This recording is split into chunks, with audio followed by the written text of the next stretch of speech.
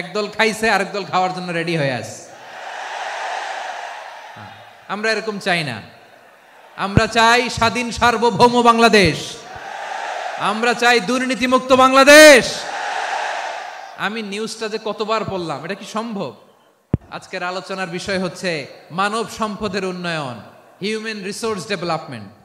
আল্লাহ রাব্বুল ইজ্জা ওয়াল জালালের দরবারে শুকরিয়া জ্ঞাপনের পাশাপাশি আমি আজকের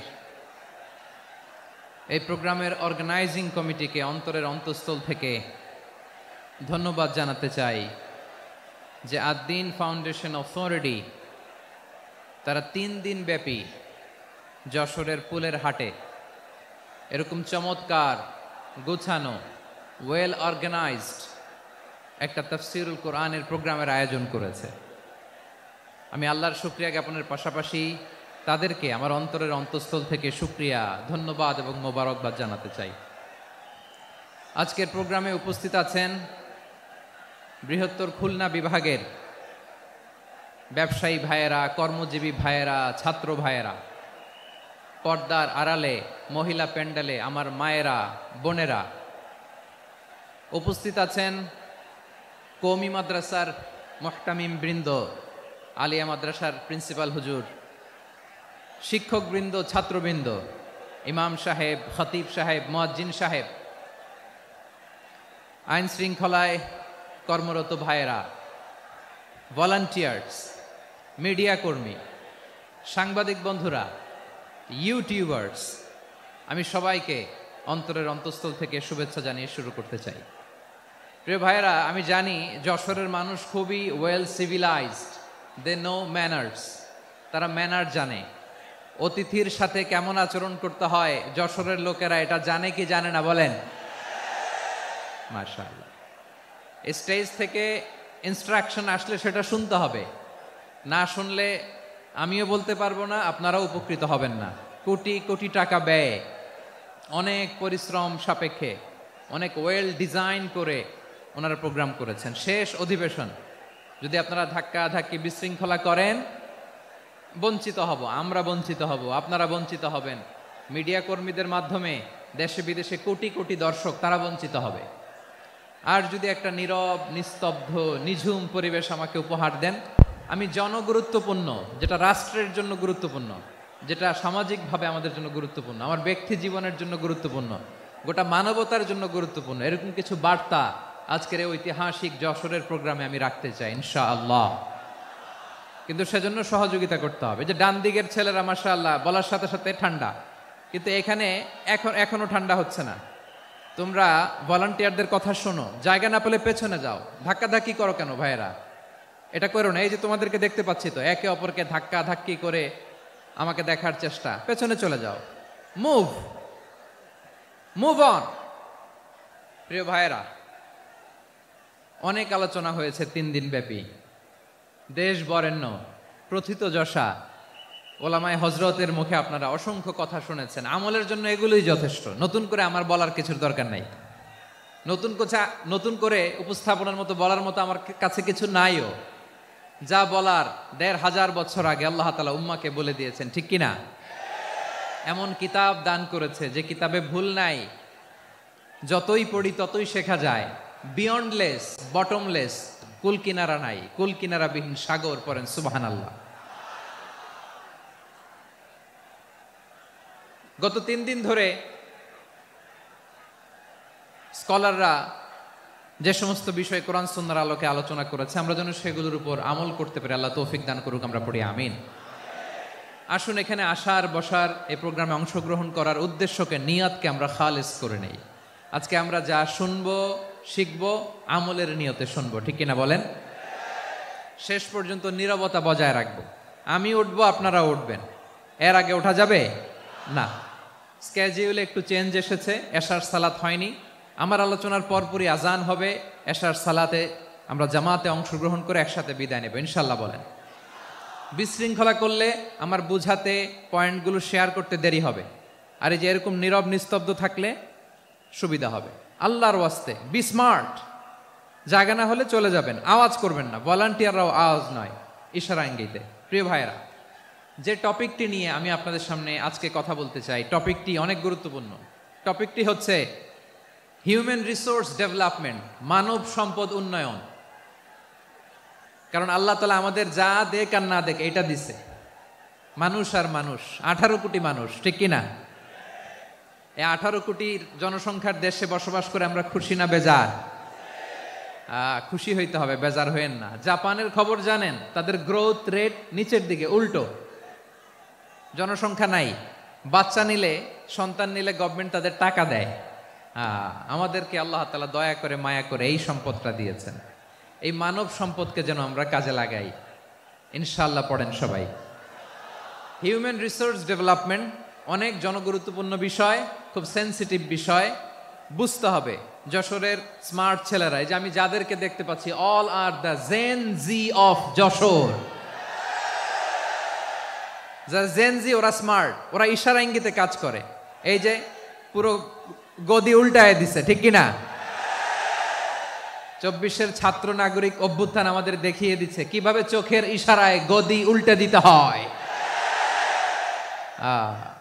তো এই জেনজিদের নিয়ে বসেছি, ওরা তো স্মার্ট, ওরা ডিস্টার্ব করবে না। মেহরবানি করে আমার সাথে কানেক্ট করো, 1 to 1, brain to brain, eye to eye contact করো আমার সাথে। তাকাও, কষ্ট হলো আমার দিকে তাকাও, আওয়াজ করা যাবে না, আমার দিকে তাকাও। প্রিয় ভাইয়েরা, হিউম্যান রিসোর্স ডেভেলপমেন্টের ব্যাপারে কিছু কথা বলবো। এই যে আমাদের বিশাল জনসংখ্যা, এই জনসংখ্যাকে কি করে জনসম্পদে রূপান্তরিত করা যায়, এ ব্যাপারে কথা বলবো। আমি সূরাতু বনী ইসরাইলের 70 নম্বর আয়াত তেলাওয়াত করেছি। এই আয়াতের আলোকে কিছু কথা আমি আপনাদের সামনে বলবো। আল্লাহ তাআলা ইরশাদ করছেন, ওয়ালাকাদ কাররামনা বনী আদম ওয়া হামালনাহুম ফিল বাররি ওয়াল বাহরি ওয়া রাযাকনাহুম মিনাত তাইয়্যিবাত ওয়া ফাদ্দালনাহুম আলা কাসীরিম মিম্মান খালাকনা তাফদীলা। পড়েন আল্লাহু আকবার। রব্বুল আলামিন বলেন, ওয়ালাকাদ কাররামনা বনী আদম, আমি বনী আদমকে সম্মানিত করেছি, বনী আদমকে মর্যাদা দিয়েছি। ওয়া হামালনাহুম ফিল বাররি ওয়াল বাহর, বনী আদমকে জলে স্থলে, স্থলে এবং সমুদ্রে চলাচলের বাহন দিয়েছি। ওয়া রাযাকনাহুম মিনাত তাইয়্যিবাত, তাদেরকে পবিত্র রিজিকের বন্দোবস্ত করেছি। ওয়া ফাদ্দালনাহুম আলা কাসীরিম মিম্মান খালাকনা তাফদীলা, আর আমি আল্লাহ যাদেরকে সৃষ্টি করেছি তাদের মধ্য থেকে বনী আদমকে আমি শ্রেষ্ঠ বানিয়েছি। আমরা শ্রেষ্ঠ, আমরা আশরাফুল মাখলুকাত। আমরা কি? এই যে এমনি চিল্লাচিল্লি করে, জিজ্ঞাসা করলে বলে না। আমরা আশরাফুল মাখলুকাত। আমরা কি? শ্রেষ্ঠ, সবার চেয়ে সেরা। আমাদের মতো করে আল্লাহ কাউকে বানায় নাই। 2 পায়ে ভর করে, শির দ্বারা এরকম স্ট্যান্ড রেখে মাথা উঁচু করে দাঁড়াতে পারে এরকম কোন প্রাণী পৃথিবীতে আছে? এজন্য আল্লাহ বলেন, ওয়ালাকাদ কাররামনা বনী আদম, আমি বনী আদমকে সম্মানিত করেছি, তাদেরকে আমি মর্যাদা দিয়েছি। তাদেরকে আমি যত মর্যাদা দিয়েছি আমার কোন সৃষ্টিকে এত মর্যাদা দেই নাই। পড়েন সুবহানাল্লাহ। I have dignified the status of the sons of Adam. আদমের সব সন্তানের মর্যাদা আমি বাড়িয়েছি। আল্লাহ এখানে বলেননি ওয়ালাকাদ কাররামনাল মুমিনিন, আমি মুমিনের মর্যাদা বাড়িয়েছি, বলেছেন? আল্লাহ এখানে বলেন নাই ওয়ালাকাদ কাররামনাল মুসলিমিন, আমি মুসলিমের মর্যাদা বাড়িয়েছি। আল্লাহ বলেছেন ওয়ালাকাদ কাররামনা বনী আদম, আমি বনী আদমের সম্মান বাড়িয়েছি। হোক সে মুমিন কিংবা কাফের, মুসলিম কিংবা মুশরিক, আস্তিক কিংবা নাস্তিক, আরব কিংবা অনারব, যেই হোক না কেন, আদম সন্তান সবগুলার মর্যাদা বাড়ায় দিয়েছে কে? সবার মর্যাদা আল্লাহ বাড়িয়েছে। মানুষ হিসেবে মর্যাদা। বিশ্বনবী সাল্লাল্লাহু আলাইহি ওয়াসাল্লাম ইহুদির লাশ দেখে দাঁড়িয়ে গেলেন। কার লাশ? আমার যশোরের ভাইয়েরা আওয়াজ করে বলুন, কার লাশ? ইহুদির লাশ দেখে দাঁড়ায় গেলেন। সাহাবারা বললেন, ইয়া রাসূলুল্লাহ, আপনি দাঁড়ালেন যে, এটা তো ইহুদির লাশ। বিশ্বনবী বললেন, আওয়ালাইসাত নাফসান, এটা কি মানুষ নয়? এটা হোক ইহুদি হোক খ্রিস্টান, এটা তো মানুষ। আমি মানুষ দেখে দাঁড়িয়েছি। আই স্যালিউট দ্য হিউম্যানিটি, আমি মানবতাকে সম্মান করেছি। পড়েন সুবহানাল্লাহ। তাহলে এই জমিনে মানুষের মর্যাদা বেশি, হোক আস্তিক হোক নাস্তিক, হোক মুমিন কিংবা কাফের। আদমের সন্তান হলে, মানুষ হলেই তার মর্যাদা বাড়িয়েছে কে? আমার কলিজার টুকরা যশোরের ভাইয়েরা, মানুষের মর্যাদা আল্লাহ এত বাড়িয়েছেন, মানুষ জীবিত থাকলেও যেমনি মর্যাদাবান, মরে গেলেও মর্যাদাবান। সুবহানাল্লাহ পড়েন। মানুষ মরে গেলে এই ডেড বডিটা কি হয়? পচে যায়, গলে যায়, মাটির সাথে মিশে যায়। তাই বলে আপনি ডেড বডির সাথে যাচ্ছে তাই করতে পারবেন না। পারবেন? কেউ যদি অন্যায় করে, তাকে যদি আপনি শাস্তির আওতায় আনেন, যা মনে চায় করতে পারবেন না। তারা আগুন দিয়ে পোড়াতে পারবেন না, নাক কাটতে পারবেন না, কান কাটতে পারবেন না, অঙ্গ বিকৃতি করতে পারবেন না। কারণ মানব জাতির মর্যাদা স্বয়ং দিয়েছে কে? ডেড বডি পচে যাবে, গলে যাবে। তারপর ইসলাম বলে না, খবরদার, এই মরা লাশটারও একটা মর্যাদা আছে না নাই? ইসলাম বলে এই লাশটা গলে যাবে, পচে যাবে, কিন্তু এটার অমর্যাদা করো না। কর্পূর দিয়ে, খেজুর পাতা দিয়ে, এটাকে ওয়ার্ম ওয়াটার দিয়ে, গরম পানি দিয়ে ধৌত করো। সাদা শুভ্র ধবধবে কাপড় দিয়ে লাশটাকে তুমি কাভার করো। তারপরে খাটিয়ার মধ্যে লাশটাকে রেখে বিশাল একটা প্রোগ্রাম করো, একটা ফিউনারাল প্রোগ্রাম করো। ওই প্রোগ্রামের ডানে বায়ে পেছনে লাশটারে রাখলে হবে না, প্রোগ্রামের একেবারে সামনটাতে তুমি লাশটাকে রাখো। সুবহানাল্লাহ। একটা ফিউনারাল প্রোগ্রাম করতে হবে, তাকে শেষ বিদায় জানাতে হবে, যেটাকে আমরা জানাজা বলি। কি বলি? জানাজা মানে মাইয়েতের জন্য দোয়া, তার জন্য দোয়া করা হয়, তাকে একটা সিস্টেমেটিক অর্ডারে কবরে রাখা হয়, সুন্দরভাবে সেটাকে কবরস্থ করা হয়, মাটি দেয়া হয়, পানি দেয়া হয়। তার মানে মরে গেলেও মানুষের সম্মান বাড়ায় দিয়েছে কে? এজন্য আল্লাহ বললেন, ওয়ালাকাদ কাররামনা বানি আদম, বনি আদমের সম্মান মর্যাদা আমি আল্লাহ বাড়িয়ে দিয়েছি। মানুষের সম্মানে তুমি কখনো আঘাত করো না, ঠিক কি না?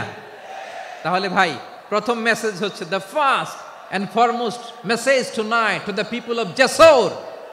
আল্লাহ বলেন, I have dignified the status of son of Adam. আমি বনি আদম সবার মর্যাদা বাড়িয়ে দিয়েছি, হোক আস্তিক নাস্তিক, হোক কাফের কিংবা মুশরিক, তার মর্যাদা বাড়াই দিছে কে? যখন বন্যা হয়, আমরা ত্রাণ নিয়ে যাই, আমরা শুধু মুসলমানদেরকে ত্রাণ দেই নাকি? হ্যাঁ, আমরা মুসলমানকেও দেই, অমুসলমানকেও দেই, হিন্দুকেও দেই, বৌদ্ধকেও দেই। যেখানেই মানবতা বিপন্ন, সেখানে ইসলামের হেল্পিং হ্যান্ড আছে না নাই? সুবহানাল্লাহ। কি দিন আমরা পেয়েছি, কি বিধান আমরা পেয়েছি। ওয়ালাকাদ কাররামনা বানি আদম, আমি বনি আদমকে সম্মানিত করেছি। এরপর আল্লাহ বললেন, ওয়া হামালনাহুম ফিল বাররি ওয়াল বাহর, মানুষকে স্থলে এবং সমুদ্রে চলাচলের বাহন আমি দিয়েছি। স্থলে কিভাবে চলবে, জলে কিভাবে চলবে, এই বাহনের ব্যবস্থা করেছে কে? এই জেনজি, এই স্যামড়া, ইরাম করতেছো কিসের জন্য? হ্যাঁ, ইরাম করলে চলবি? হ্যাঁ, বস বস বস বস। আওয়াজ করতেছো কেন? দিবা না, কথা বলতে দিবা না আমাকে? তো এইটা বুঝি তোমাদের ভালোবাসার নমুনা? তোমাদের ভালোবাসার কারণে যদি আমি কোথাও দাঁড়াতেই না পারি, কোথাও বসতে না পারি, কোথাও দুটা কথা বলতে না পারি, এই ভালোবাসা দিয়ে কি হবে আমার? বরং ঘামতে ঘামতে ঘর্মাক্ত হব, রক্তাক্ত হব। কিন্তু সেন্ট্রাল থেকে, সেন্ট্রালি যে ইনস্ট্রাকশন আসবে, সেই ইনস্ট্রাকশনের এক চুল আমরা ডানে বায়ে যাব না। এইটা গণজাগরণের জন্য এইটা দরকার, ইসলামী বিপ্লবের জন্য এইটা দরকার। তো আধা ঘন্টা ধরে যদি তোমাদেরকে থামানোই না যায়, এই লস্কর দিয়ে আমি কি করব? আল্লাহর ওয়াস্তে নো নো নো স্লোগান, চুপচাপ একেবারে আমার দিকে তাকাও। আল্লাহ বললেন, ওয়া হামালনাহুম ফিল বাররি ওয়াল বাহর, জলে স্থলে আমি চলাচলের যানবাহনের ব্যবস্থা করেছি। আমরা স্থলে ঘোড়ার উপরে চড়ি, উটের উপরে চড়ি, গাড়ির উপরে চড়ি। এই যে গাড়ির ইঞ্জিন বানাইছি আমরা, এটার মেধা দিয়েছে কে? আবার সাগরের মধ্যে আমরা নৌযান, জলযান, বড় বড় জাহাজ দিয়ে এক মহাদেশ থেকে আরেক মহাদেশ যাই, এক দেশ থেকে মালামালগুলো আরেক দেশে পাঠাই। সাগরের ভেতরে নৌকাগুলোরে ধরে রাখলো কে? ওয়াল ফুলকিল্লাতী তাজরি ফিল বাহরি বিমা ইয়ানফাউন নাস। মানুষের উপকার আছে এরকম সরঞ্জামাদি নিয়ে সাগরের উপরে বিশাল বিশাল জলযানগুলো চলে। এগুলো ডুবে যায় না, কাত হয়ে যায় না, পড়ে যায় না। এগুলোকে স্থিতিস্থাপকতাকে ঠিক করে রাখলো কে? আপনারা জাহাজ দেখেছেন? জাহাজ, হ্যাঁ, বাড়ি চট্টগ্রাম হইলে দেখতে পারতেন। দেখছেন? বিশাল বিশাল জাহাজ, বিশাল জাহাজ মালামাল নিয়ে এক মহাদেশ থেকে আরেক মহাদেশে যায়। গত মাসে আমার জাপান সফর ছিল। এই যে বাংলাদেশে যে গাড়িগুলো চালান, বেশিরভাগ গাড়ি আসে কিন্তু জাপান থেকে। হাজার হাজার গাড়ি একটা জাহাজ বহন করতে পারে, হাজার হাজার গাড়ি। এটারে সাগরের মধ্যে ভাসাইলো কে? সবাই বলুন, ভাসালো কে? হাজার হাজার গাড়ি নিয়ে জাপানিজ গাড়িগুলো আমাদের চট্টগ্রামের এয়ারপোর্টের বন্দরে ভিড়ে। যুক্তরাষ্ট্রে আমি দেখেছি বিশাল বিশাল জাহাজ। আপনারা টাইটানিক জাহাজের নাম শুনেছেন? টাইটানিকেরও 8 গুণ 10 গুণ বড়। সুবহানাল্লাহ কইবেন না? টাইটানিক জাহাজের 8 গুণ 10 গুণ বড় একটা জাহাজ আছে, আইকন অফ দ্য সি, আমি দেখে এসেছি। রয়্যাল ক্যারিবিয়ান দেখে এসেছি। সাগরের সামনে জেটিতে যখন দাঁড়ালাম, জাহাজটা যখন যায়, আমার মনে হচ্ছে একটা শহর, গোটা শহর, the entire city is floating on the water. পুরো একটা শহর মনে হয় পানির উপর দিয়ে ভেসে যাচ্ছে। পড়েন সুবহানাল্লাহ। এই যে আইকন অফ দ্য সি, এই ক্রুজ, এই জাহাজটা, এটার ভিতরে স্টেডিয়াম আছে। কিসের ভিতরে স্টেডিয়াম? কথা বুঝে নাই বোধহয়। স্টেডিয়াম কিসের ভিতর? সুইমিং পুল আছে, শপিং মল আছে, রেস্টুরেন্ট আছে, ক্লাব আছে, 3000 4000 রুম বিশিষ্ট, কক্ষ বিশিষ্ট হোটেল আছে। এই সবগুলোর নিয়ে এগুলো চলে সাগরের এই দোলার মধ্যে, জলোচ্ছ্বাসের মধ্যে, এই সাগরের ভেতরে এই জাহাজগুলোর ভাষায় রাখছে কে? সূরাত আর-রহমানে আল্লাহ তাআলা বললেন, ওয়ালাহুল জাওয়ারিল মুনশাআতু ফিল বাহরি কাল আ'লাম ফাবিআইয়ি আলা, সবাই পড়েন, ফাবিআইয়ি আলাই রাব্বিকুমা তুকাযযিবান। পাহাড় সম বড় বড় জাহাজগুলো মাল বোঝাই করে সাগরের মধ্যে ভেসে বেড়ায়। এগুলো দিয়ে মালামাল বহন করা যায়, মানুষরা এক দেশ থেকে আরেক দেশে যায়। এই জাহাজগুলোরে সাগরের ভেতরে ভাসায় রাখলো কে? এই আয়াতের ভেতরে আল্লাহ তাআলা সূরাত বনী ইসরাঈলের এই চমৎকার আয়াতের ভেতরে আল্লাহ তাআলা বেসিকলি মানব জাতির প্রতি তার 4টি স্পেশাল অনুগ্রহের কথা বলেছেন। কয়টি? 2টা বলে ফেলছি। 1 নাম্বার, ওয়ালাকাদ কাররামনা বানি আদম, আমি বনি আদমের সম্মান বাড়াইছি। নাকি মুসলমানদের? নাকি মুসল্লিদের? কার সম্মান বাড়িয়েছি? বনি আদমের। তাহলে human dignity, the first part of the verse talks about the human dignity. 2 number অংশ আল্লাহ তাআলা বললেন, ওয়া হামালনাহুম ফিল বাররি ওয়াল বাহর, স্থলে এবং সমুদ্রে আমি তাদের জন্য চলাচলের বাহন দিয়েছি। সুবহানাল্লাহ। তার মানে smooth movement on land and sea, জলে এবং স্থলে যাতে আমরা স্মুথলি মুভ করতে পারি আল্লাহ তাআলা দিয়েছেন। 3 নম্বর আল্লাহ তাআলা বললেন, ওয়া রাযাকনাহুম মিনাত তাইয়্যিবাত, মানুষের জন্য আমি পবিত্র রিজিকের ব্যবস্থা করেছি। জলে এবং স্থলে যত প্রাণী আছে সবগুলা প্রাণীকে রিজিক দেয় কে? আমাদেরকে রিজিক দেয় কে?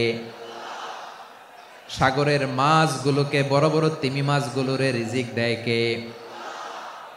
বাতাসের মধ্যে ভেসে বেড়ানো বড় বড় পাখিগুলো, স্ক্যান্ডিনেভিয়ান কান্ট্রি থেকে লক্ষ লক্ষ কোটি কোটি পাখিগুলো যে এক দেশ থেকে আরেক দেশে ট্রান্সফার হয়, এগুলোর রিজিক দেয় কে? রব্বুল আলামিন বলেন, ওয়ামা মিন দাব্বাতিন ফিল আরদি ইল্লা আলাল্লাহি রিজকুহা ওয়া ইয়ালামু মুস্তাকাররাহা ওয়া মুস্তাওদাআহা কুল্লুম ফি কিতাবিম মুবিন। আল্লাহু আকবার। রব্বুল আলামিন বলেন, ভূপৃষ্ঠে বিচরণশীল যত প্রাণী আছে সব প্রাণীগুলোকে আমি আল্লাহ আমার নিজের কুদরতে রিজিকের বন্দোবস্ত করি। এই প্রাণীগুলো কোথায় থাকে, কোথায় যায়, সব জায়গায় আমি রিজিক পৌঁছে দেই। রিজিক কেউ দিতে পারে না, রিজিকের মালিক কে? রিজিকের মালিক তিনি আল্লাহ।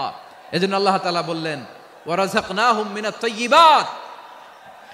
এরপর আল্লাহ বললেন, ওয়া ফাদ্দালনাহুম আলা কাসীরিম মিম্মান খালাকনা তাফদীলা। আমি যত প্রাণী সৃষ্টি করেছি সকল প্রাণীর মধ্যে মানুষের মর্যাদা, শ্রেষ্ঠত্ব আমি দিয়েছি। সুবহানাল্লাহ পড়েন।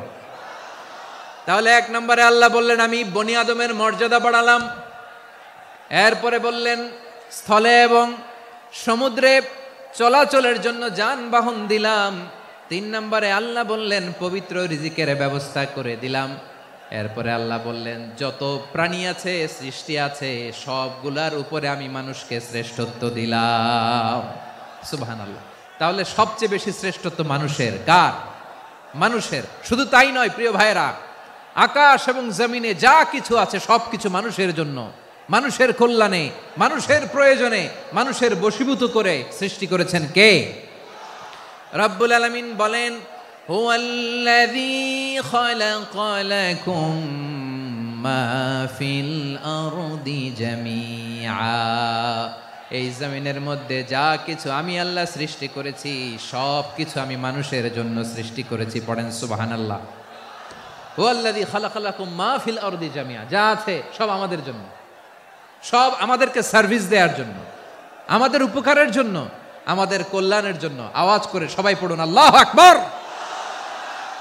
অন্য আয়াতে আল্লাহ বললেন ওয়াসাখখারা লাকুম মা ফিস সামাওয়াতি ওয়া মা ফিল আরদি জামিআম মিন ইন্না ফি যালিকা লাআয়াতিন লিকাউমিন ইয়াতাফাক্কারুন। প্রথমে আয়াতে আল্লাহ বললেন জমিনে যা আছে সব তোমাদের কল্যাণে আমি সৃষ্টি করলাম। এরপরে আল্লাহ বললেন আকাশেও যা আছে সব তোমাদের জন্য সৃষ্টি করলাম, তোমাদের অনুগত বানায় দিলাম। পড়েন সুবহানাল্লাহ।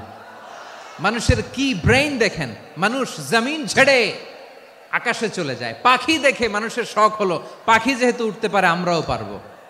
অরবিল রাইট, উইলবার রাইট, 2 ভাই মিলে আঁকাঝোঁকা করতে করতে করতে করতে প্লেন বানায় ফেললো। কোন সুবহানাল্লাহ। এখন পাখিও ওরে, আমরাও ওরি। এরপরেই মানুষের কৌতূহল থামে না এখানে। মানুষ চলে গিয়েছে চাঁদে। কোথায় গেছে? এখন কিন্তু চাঁদে জমি বিক্রি হয় জানেন। পৃথিবী নিয়ে মারামারি শেষ। রাশিয়া আমেরিকা এখন ধরছে চাঁদ আর মঙ্গল গ্রহ।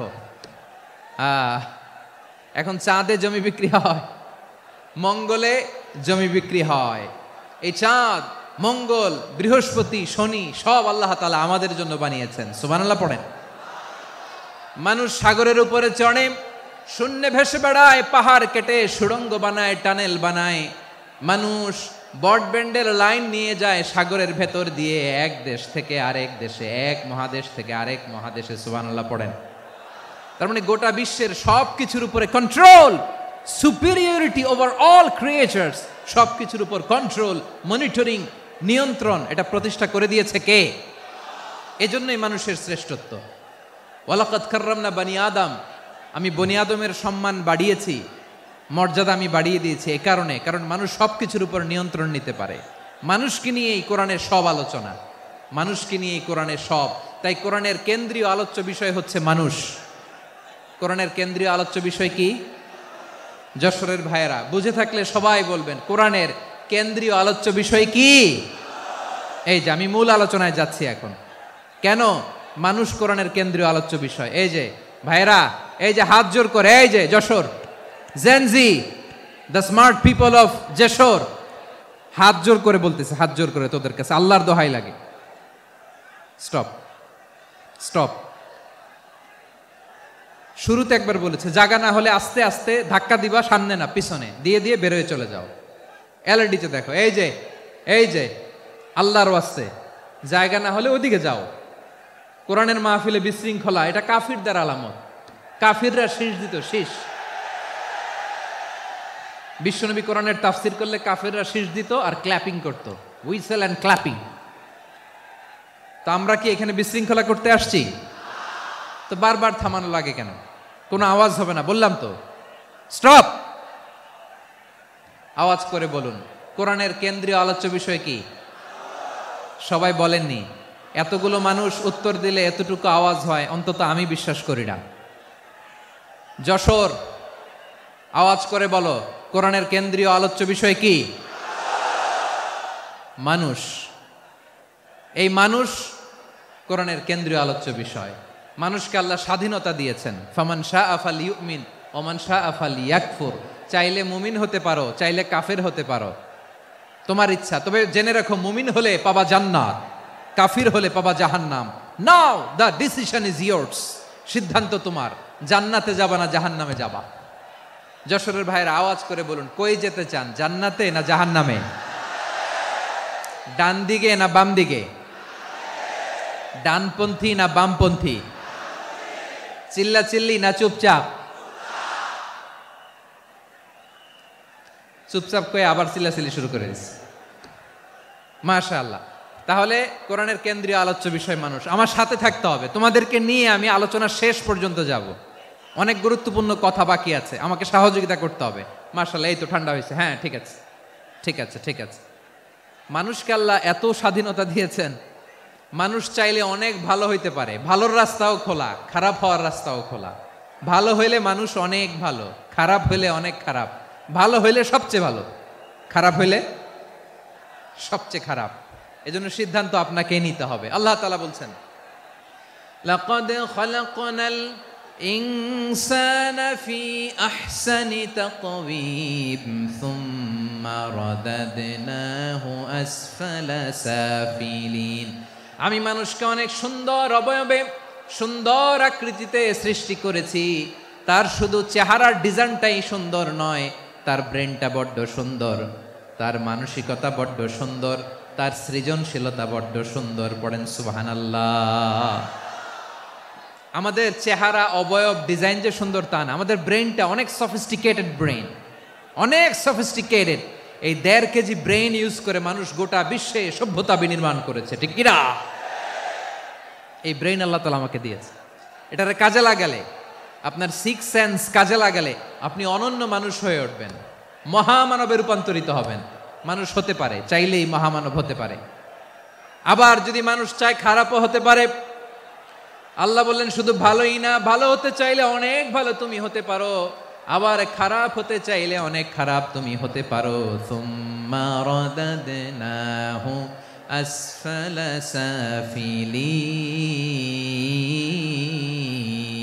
সাফিলিন। খারাপ হলে একেবারে খারাপ হতে পারো, নিকৃষ্ট হলে একেবারে নিকৃষ্ট হতে পারো, ভালো হলেও ভালো হতে পারো। কোন সুবহানাল্লাহ। এবার আওয়াজ করে বলুন, ভালো হতে চাই না খারাপ?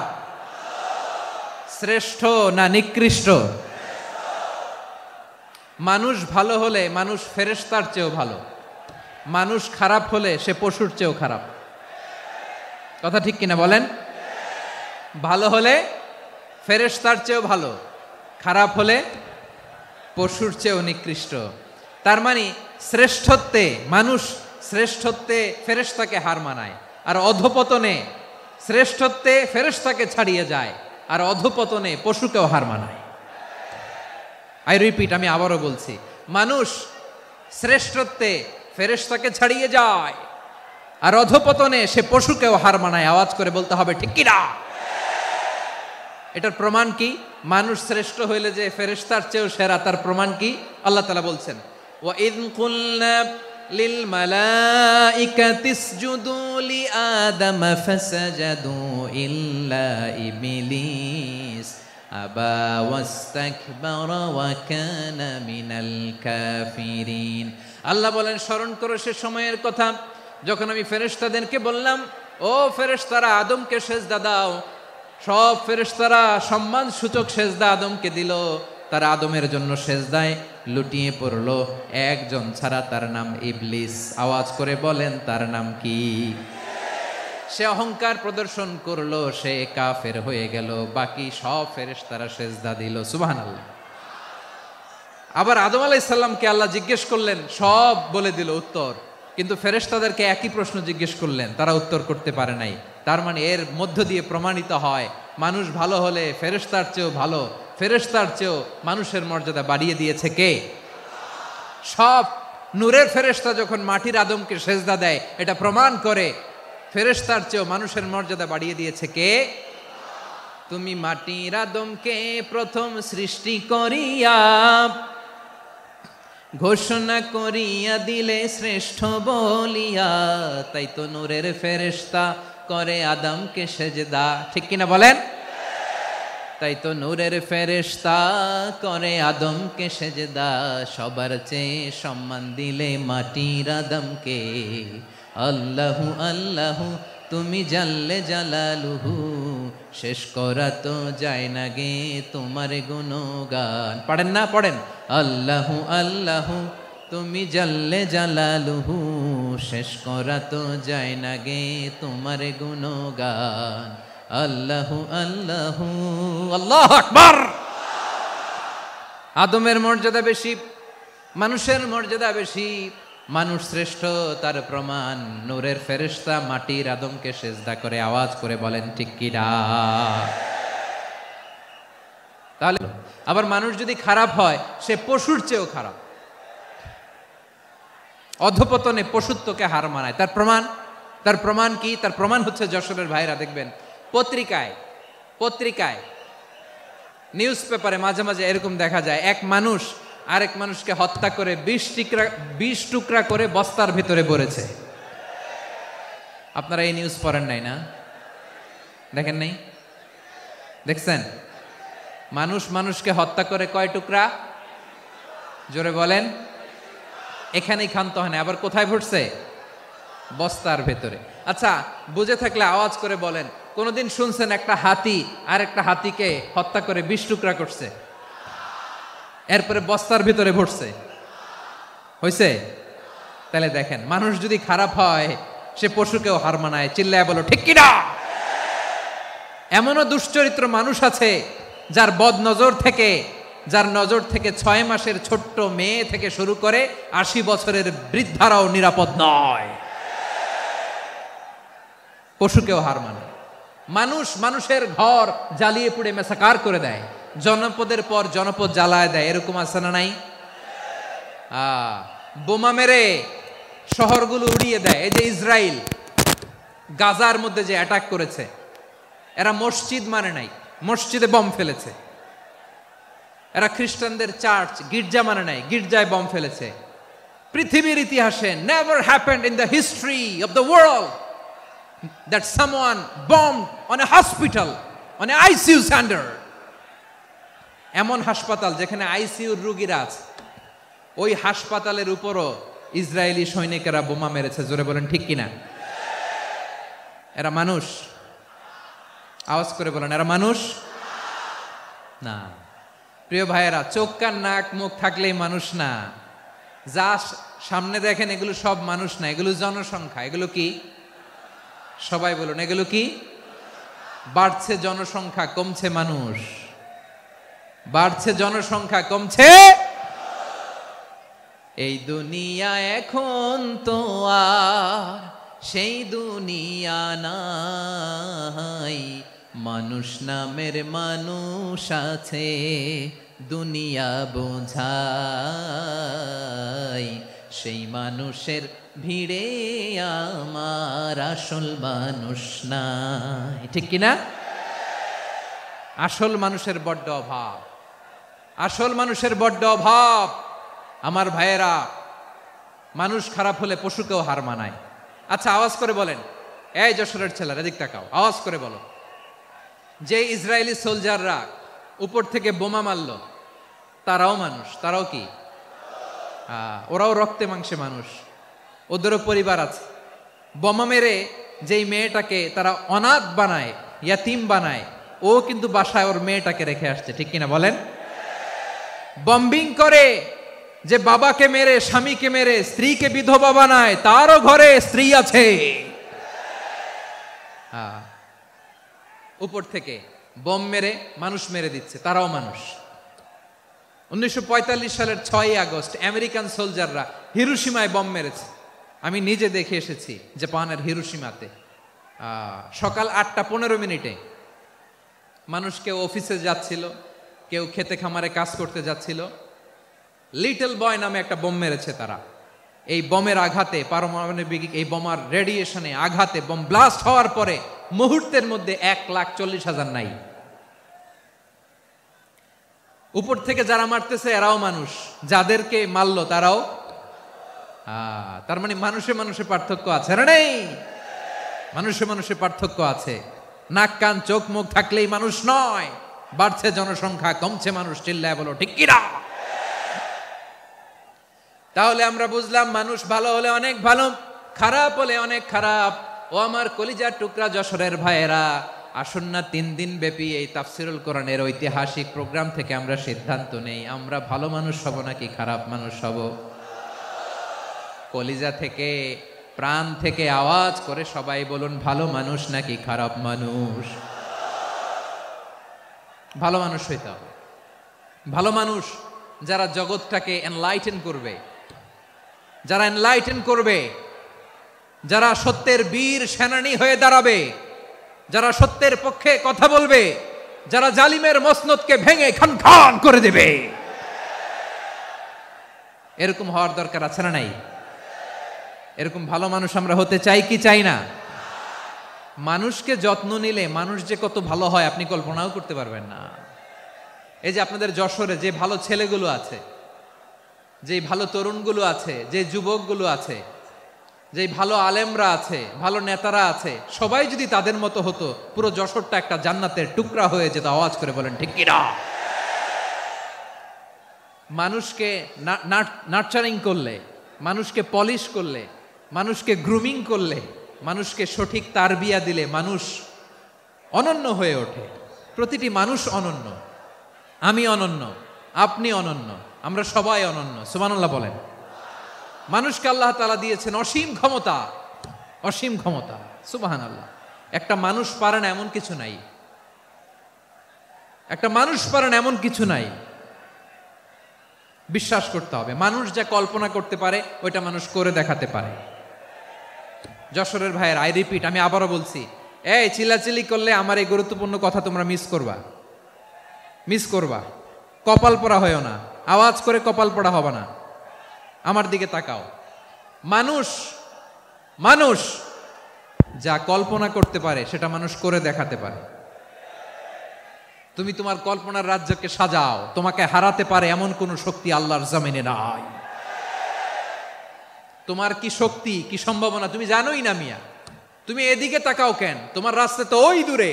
তুমি কোথায় যাবে, আল্লাহ তোমার টেনে কোথায় নিয়ে যাবে তুমি কিছুই জানো না। প্ল্যান বিগ, ড্রিম বিগ, কল্পনার শক্তিকে বড় করো। মানুষ যা কল্পনা করতে পারে মানুষ তা করে দেখাতে পারে।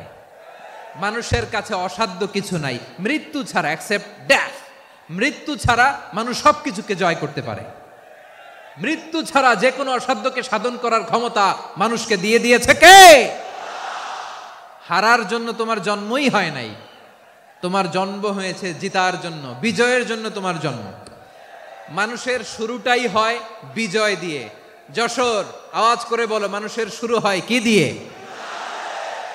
আমরা যখন আমার পিতার পৃষ্ঠদেশে ছিলাম, পিতার পৃষ্ঠদেশ থেকে শুক্রাণু যখন মায়ের গর্ভদেশে যেয়ে পড়ে, কতটা শুক্রাণু ভ্রমণ শুরু করে জানো? 20 কোটি শুক্রাণু। একবার সিমেন আউট হলে সেখানে 20 কোটি শুক্রাণু থাকে, ভ্রমণ শুরু করে। ওই 20 কোটি শুক্রাণুর মধ্যে থেকে তুমি আমি আজকে এক বিকশিত শুক্রাণু মানব রূপে পৃথিবীতে এসেছি। সুবহানাল্লাহ। ওই 20 কোটি শুক্রাণুর প্রতিযোগিতায় সবাইরে পেছনে ফেলে সেদিন আমি সফল হয়েছিলাম, সেদিন আমি বিজয়ী হয়েছিলাম। সেদিন আমি এত ছোট ছিলাম, মাইক্রোস্কোপ দিয়েও আমার অস্তিত্ব টের পাওয়া যায় না। আমি এত তুচ্ছ ছিলাম, নগণ্য ছিলাম। আমার কান ছিল না, আমার চোখ ছিল না, আমার হাত ছিল না, আমার জন্য রিকমেন্ডেশন করার মতো মামু ছিল না, খালা ছিল না, কেউ ছিল না। তারপরেও ওই প্রতিযোগিতায়, ওই কম্পিটিশনে যখন আমারে কেউ হারাতে পারে নাই, আল্লাহর জমিনেও আমারে কেউ হারাতে পারে না। হারার জন্য তোমার জন্মই হয় নাই, তুমি আসছোই জিতার জন্য। সুবহানাল্লাহ।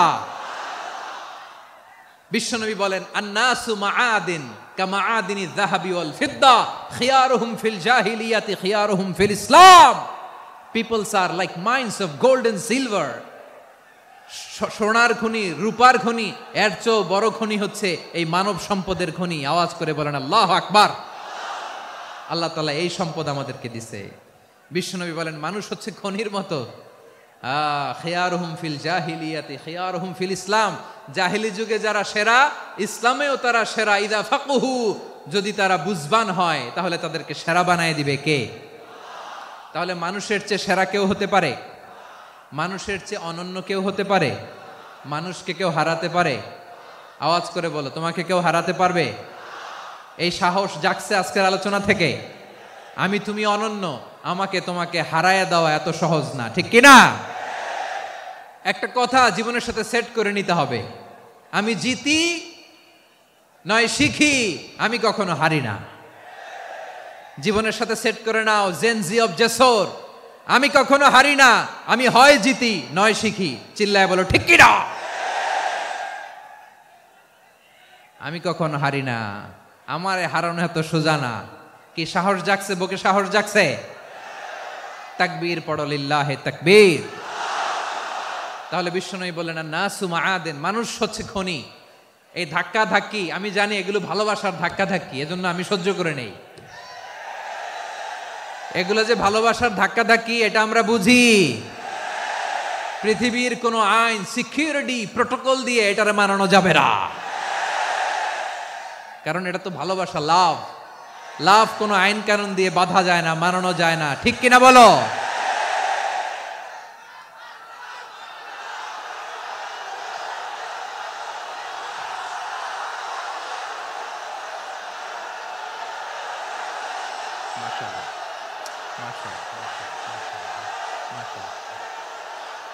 ঠিক আছে, বসুন বসুন বসুন। আল নাসু মাআদিন, মানুষ হচ্ছে খনি, এই খনির যত্ন নিতে হবে। আমার মা বাবা যারা এসেছেন, আপনার ছেলে মেয়ের যত্ন নেন। আপনার ছেলের মধ্যে যে কি পটেনশিয়াল আপনি জানেন না। আপনার এই ছোট্ট অবুজ ছেলেটাই আগামী দিনের শায়েখ আহমদুল্লাহ হবে। আপনার হেফজখানায় পড়া ওই ছোট্ট ছেলেটাই আগামী দিনের আল্লামা মামুনুল হক হবে। আপনার ওই ছেলেটা আমির হামজা হবে, আব্দুল হাই সাইফুল্লাহ হবে। এভাবে বড় বড় আলেম হবে, তারা যুগশ্রেষ্ঠ আলেম হবে। সেই একদিন এই বাংলাদেশের পার্লামেন্টে যে বক্তব্য দিয়ে যশোরের পক্ষে কথা বলবে। আপনি জানেন না, কাউকে ছোট করবেন না আপনি, ওর কনফিডেন্স আপনি কমাবেন না, আপনি কমাতে পারেন না। প্যান্ডেলে আমার যে মা বোনেরা আছেন, ছেলে মেয়েদেরকে কখনো ছোট করে কথা বলবেন না। ও যে কোথায় যাবে আপনি জানেন না, আপনি মা হয়ে তাকে সাহস দিবেন, তার কল্পনার জগৎটাকে সাজাতে তাকে উৎসাহিত করবেন, ঠিক কিনা বলেন? আর আমার প্যান্ডেলের আমার প্রিয় শ্রদ্ধাশীলা মায়েরা বোনেরা, আপনারা তো আরো দামি সম্পদ। বিশ্বনবী বলেন আর দুনিয়া কুল্লুহা মাতা। আল্লাহ আল্লাহ আল্লাহ, বিশ্বনবীর কথার ওজন দেখেন। আর দুনিয়া কুল্লুহা মাতা ওয়া খায়রু মাতা'আদ দুনিয়া আল মারআতু সালিহা। বিশ্বনবী বলেন দুনিয়ায় যা দেখো সব আল্লাহর দেওয়া অ্যাসেট, মানে সম্পদ। আর এত অ্যাসেটের ভিড়ে সবচাইতে শ্রেষ্ঠ সম্পদ হচ্ছে নেককার নারী। সুবহানাল্লাহ। ভাইয়েরা বোনের সাথে খারাপ আচরণ করো না, সন্তান মায়ের সাথে খারাপ আচরণ করো না। আমাদের মায়েরা আমাদের asset, they are our priceless asset. কারণ এই মায়েদের পেটে এসেছে আল্লাহর ওলিরা, এই মায়েদের পেটে এসেছে খান জাহান আলী, এই মায়ের পেটে এসেছে শাহজালাল ইয়ামানি, এই মায়ের পেটে এসেছে আল্লাহর সব নবীরা। নাকি নবীরা আকাশ থেকে ধপ করে জমিনে নেমে আসছে? মায়ের পেটে আসছে। এই মায়ের পেটগুলো খনি। আমার সম্মানিতা মায়েরা বোনেরা, নিজেকে ইসলাম দিয়ে সাজান, নিজেকে ইসলাম দিয়ে সাজান, নিজেকে পবিত্র রাখুন, নিজের আব্রু ইমান ইজ্জতের হেফাজত করুন, কোরআন পড়ুন, সুন্নাহ পড়ুন। আপনি জানেন না আপনার গর্ভে কে আসছে, কোন ক্ষণজন্মা পুরুষকে আল্লাহ তাআলা আপনার গর্ভে পাঠাবে আপনি জানেন না। মায়েরা নিজেদেরকে পবিত্র রাখুন, ইসলাম চর্চা করুন, কোরআন চর্চা করুন, নৈতিকতা দিয়ে নিজেকে সাজান। যশোরের জেনজি, নিজেদেরকে প্রস্তুত রাখো আগামীর বাংলাদেশের জন্য। নৈতিকতা, মোরালিটি, ভ্যালিউজ দিয়ে নিজেকে সাজাও, ইসলাম দিয়ে নিজেকে সাজাও। কারণ আগামীর বাংলাদেশ ইসলামের বাংলাদেশ। বাংলাদেশের আসল পরিচয় ইসলাম। বাংলাদেশের আসল পরিচয় কি? সবাই বলে না। বাংলাদেশের আসল পরিচয় কি? এই ইসলাম নিয়ে আমরা সংসদ ভবন সাজাবো, রাজি আছি না নাই? শেকড় ভুলে যাওয়া যাবে না। আমরা ধাপে ধাপে শারিয়া আইনের দিকে যাব ইনশাআল্লাহ, কিন্তু জঙ্গিবাদ দিয়ে নয়, কট্টর পন্থা দিয়ে নয়। আমরা ইন্টেলেকচুয়ালি গ্রাজুয়ালি ধাপে ধাপে শারিয়া আইনের দিকে মুভ করব ইনশাআল্লাহ। বলো লিল্লাহি তাকবীর। এদেশের আসল পরিচয় সবাই বলে না, আওয়াজ করে, এদেশের আসল পরিচয়। এদেশে আজান শুনে সূর্য ওঠে শহর গ্রামে, এদেশে আজান শুনে সূর্য ডুবে সন্ধ্যা নামে, এদেশে সকল কাজে সবাই বলে বিসমিল্লাহ, এদেশে ভালো কিছু দেখে শুনে হাসি মুখে সবাই বলে মাশা আল্লাহ। সুবহানাল্লাহ সুবহানাল্লাহ সুবহানাল্লাহ সুবহানাল্লাহ সুবহানাল্লাহ সুবহানাল্লাহ সুবহানাল্লাহ সুবহানাল্লাহ। ও নবীন তরুণ তোমার কিসের এত ভয়, জেনে রেখো বাংলাদেশের আসল পরিচয়। বাংলাদেশের আসল পরিচয় ইসলাম। আওয়াজ তুলে বলো, আসল পরিচয় কি? এদেশে পরস্পরে দেখা হলে দেয় সালাম, এদেশে আমজনতার হৃদয় জুড়ে পাক্কালাম, ঠিক কি না? এদেশে বিপদ এলে সর্বজনে সর্বক্ষণে দোয়া পড়ে ইন্না লিল্লাহ সুবহানাল্লাহ সুবহানাল্লাহ সুবহানাল্লাহ সুবহানাল্লাহ। এদেশে আজান শুনে সূর্য ওঠে শহর গ্রামে, এদেশে আজান শুনে সূর্য ডুবে সন্ধ্যা নামে, এদেশে সকল কাজে সবাই বলে বিসমিল্লাহ, এদেশে ভালো কিছু দেখে শুনে হাসি মুখে সবাই বলে মাশা আল্লাহ। সুবহানাল্লাহ, আওয়াজ করে সুবহানাল্লাহ সুবহানাল্লাহ সুবহানাল্লাহ সুবহানাল্লাহ। সবাই একসাথে সুবহানাল্লাহ সুবহানাল্লাহ সুবহানাল্লাহ সুবহানাল্লাহ। এদেশের আসল পরিচয় কি? আওয়াজ করে বলতে ভয় লাগে। এদেশের আসল পরিচয় কি? ইসলাম দিয়ে আমাদের সংসদ ভবন চলুক, আমরা চাই কি চাই না? বঙ্গভবনে লা ইলাহা ইল্লাল্লাহর পতাকা উড়ুক, আমরা চাই কি চাই না? প্রতিটি জেলা অফিসে, ডিসি অফিসে লা ইলাহার পতাকা ঝুলুক, আমরা চাই কি চাই না? কারা কারা চাই হাত তুলে আল্লাহরে দেখায়।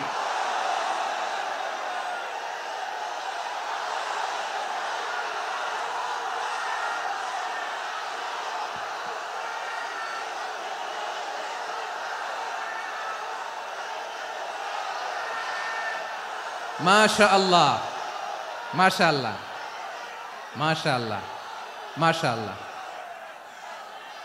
যশোর, আওয়াজ করে বলো, ভালো মানুষ না খারাপ মানুষ?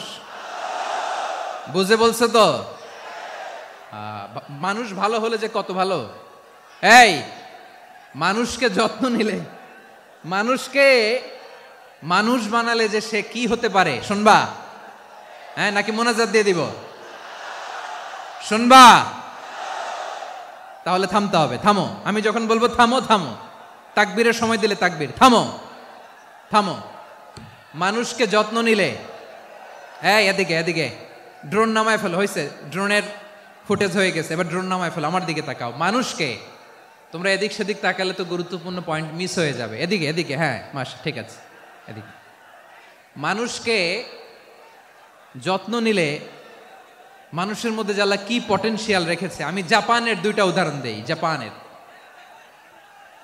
এই এই এভাবে এভাবে হবে, হয় বসো নয় পেছনে, কথা নাই, কথা তো বলাই যাবে না, হারাম কথা বলা। আজকে একেবারে চুপ, আজকের জন্য হারাম করে দিছে আমি, এই কিছু সময়ের জন্য একেবারে নিষিদ্ধ। জাপানের দুইটা উদাহরণ দেই, খেয়াল করে একটু শুনেন, বুঝবেন। আল্লাহ, 2022 সালে জাপানের সাথে জার্মানির খেলা, ফিফা ওয়ার্ল্ড কাপ 2022। এক পক্ষে জাপান, আরেক পক্ষে কোন দেশ? কথা শোনে নাই।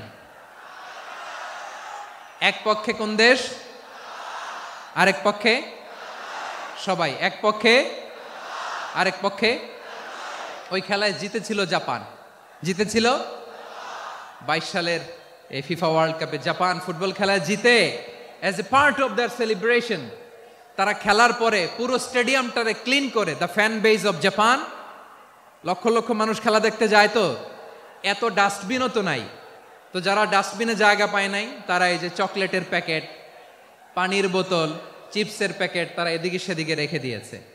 জাপানের ভক্তরা, জাপানের ফলোয়াররা as a part of their celebration তারা খেলার পরে পুরো স্টেডিয়ামের সব ময়লা আবর্জনা ক্লিন করে তারপরে বিদায় নিয়েছে।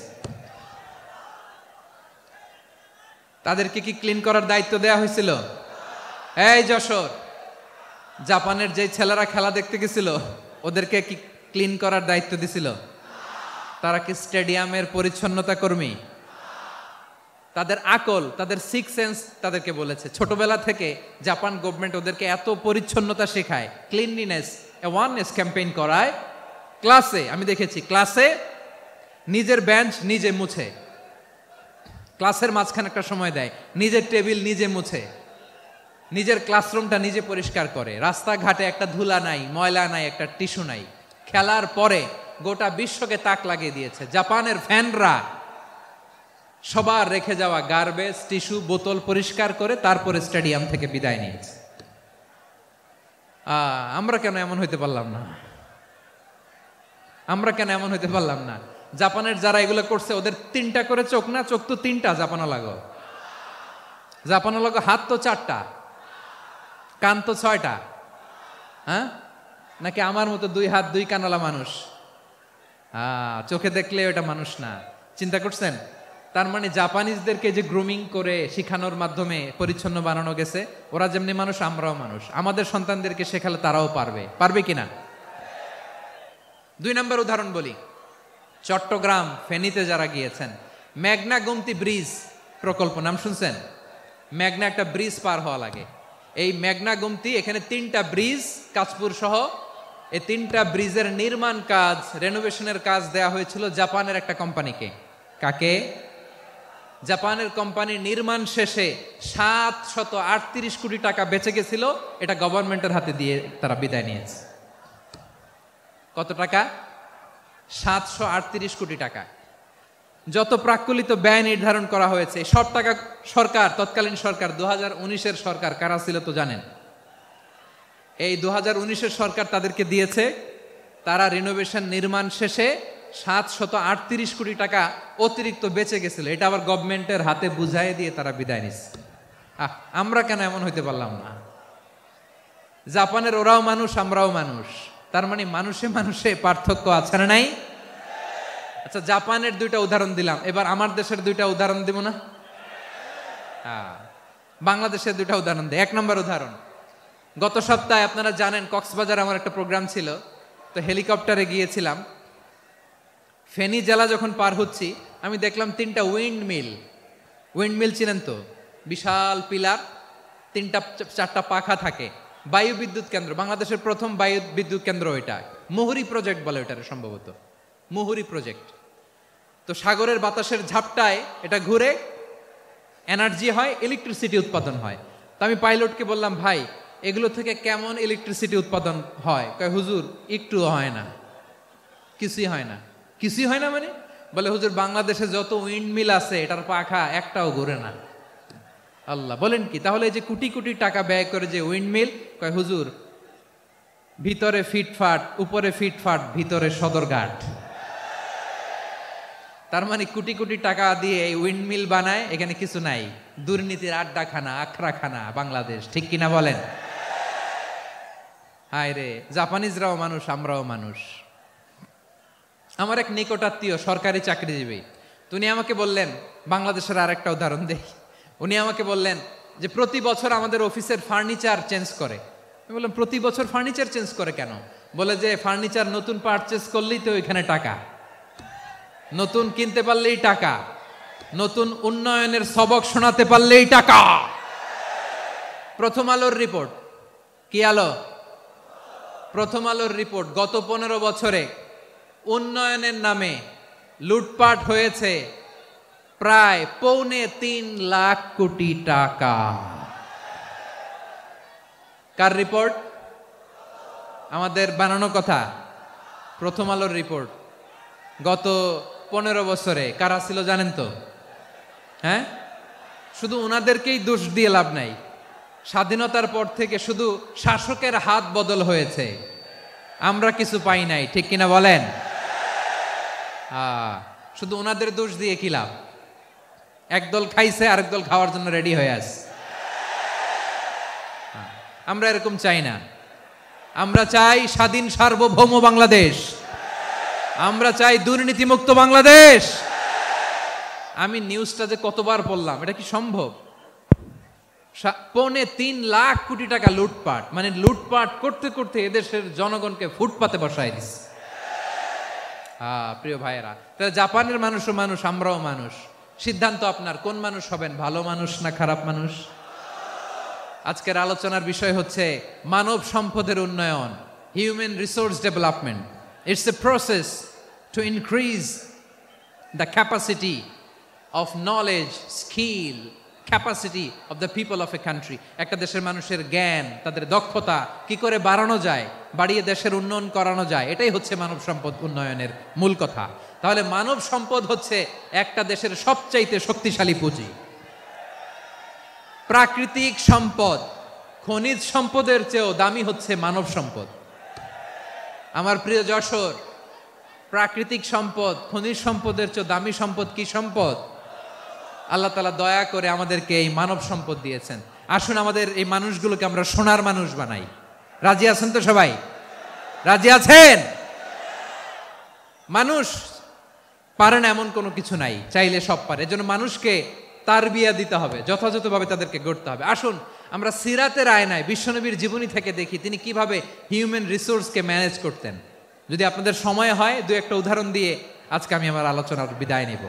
হবে সময় হবে কয়েক মিনিট? হ্যাঁ, শান্ত থাকবেন তো? শান্ত থাকবা? হ্যাঁ, ঠিক আছে।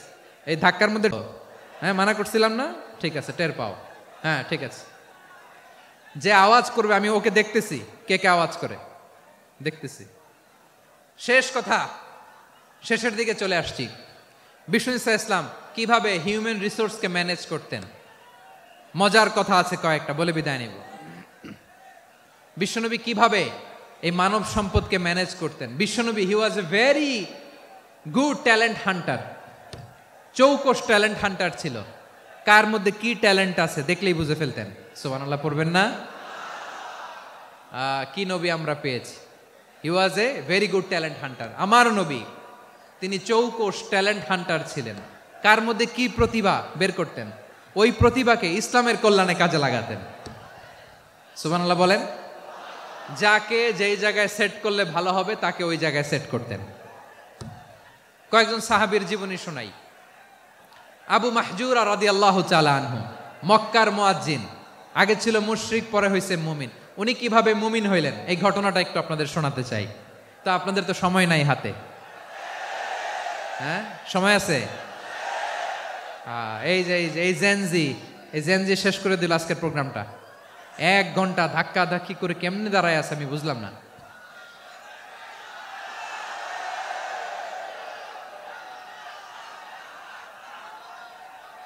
না না, তাকবির না, চুপ করতে হবে। What I need you stop, just shut up, চুপ। হ্যাঁ ঠিক আছে, এভাবে।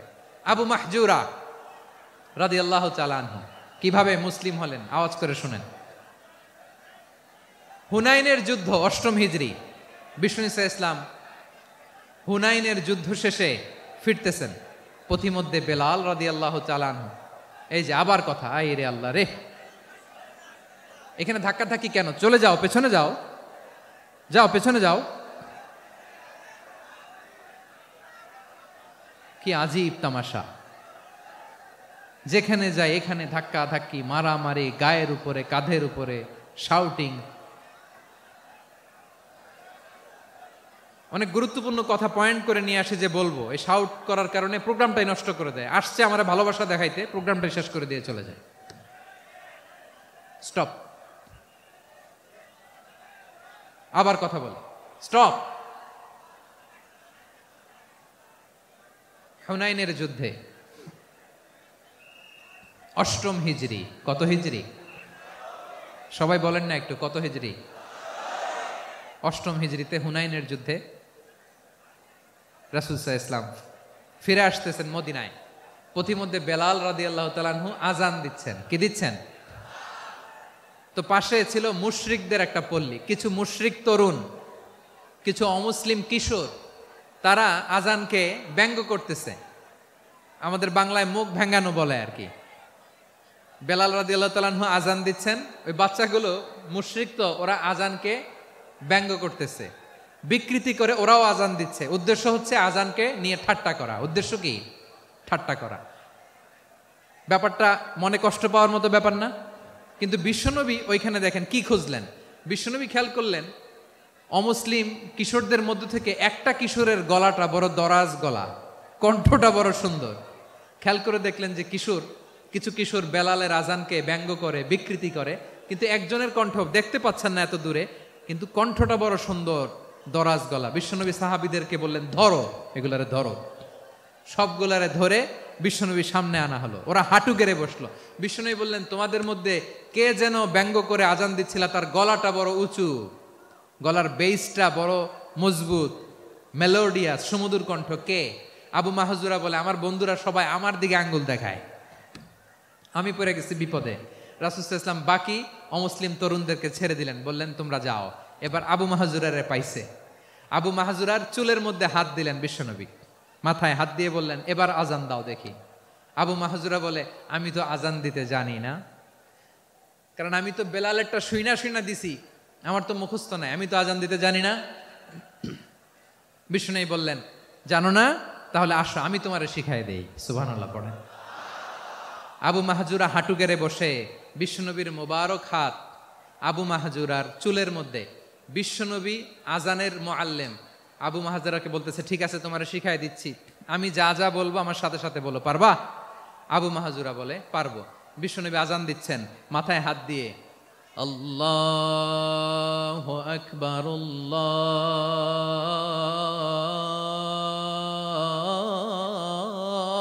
আল্লাহু আকবার। আবু মাহজুরা এই বাক্যটা পড়লেন। বিশ্বনবী দ্বিতীয় বাক্য পড়তে আরম্ভ করলেন, আল্লাহু আকবার,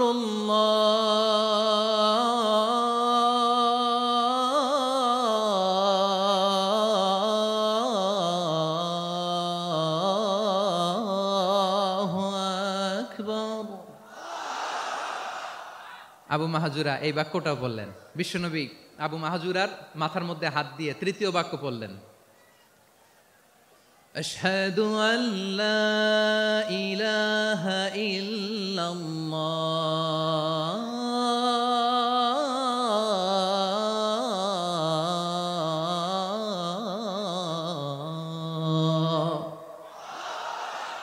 আবু মাহজুরা তৃতীয় বাক্য পড়লেন। বিশ্বনবী একটা বাক্য পরে আবু মাহজুরা পরে, বিশ্বনবী পরে আবু মাহজুরা পরে। আবু মাহজুরা কিন্তু অমুসলিম, মুশরিক। আবু মাহজুরা বলে, এক একটা বাক্য পড়ি আমার কলিজাটা গলে ঠান্ডা হয়ে যায়। এতদিন মোহাম্মদকে গালি দিতাম, এখন মোহাম্মদ আমার মাথায় যখন হাত রাখছে আমার সারা শরীর ঠান্ডা হয়ে গেছে। বিশ্বনবী আজান শিখাচ্ছেন, একটা একটা বাক্য পড়ে আবু মাহজুরাও পড়ে, বিশ্বনবী পড়ে, আবু মাহজুরাও পড়ে। পুরো বাক্যগুলো যখন শেষ, আজান শেষ, আবু মাহজুরাও যখন পুরো আজান পড়লেন, আবু মাহজুরা বললেন, এতদিন মোহাম্মদের চেহারা দেখলে আমার ঘৃণা লাগতো, আজ থেকে মোহাম্মদের চেহারার চেয়ে প্রিয় চেহারা আমার কাছে নাই। আবু মাহজুরা বললেন, ও মুহাম্মদ, আজানের বাক্য তো আপনি আমারে শেখালেন, এখানেই শেষ করবেন না, আপনি আমারে পড়ায় দেন, লা ইলাহা ইল্লাল্লাহু মুহাম্মাদুর রাসূলুল্লাহ সাল্লাল্লাহু আলাইহি ওয়াসাল্লাম। বিশ্বনবীর সাথে দাঁড়িয়ে উনি শাহাদা পড়ে মুসলমান হয়ে গেলেন। এবার আবু মাহজুরা বলে, ইয়া রাসূলুল্লাহ, ইয়া হাবিবাল্লাহ, আমি মুমিন হয়েছি, মুসলমান হয়েছি, আপনার কাছ থেকে আজান শিখার সৌভাগ্য আমি লাভ করেছি গো নবী।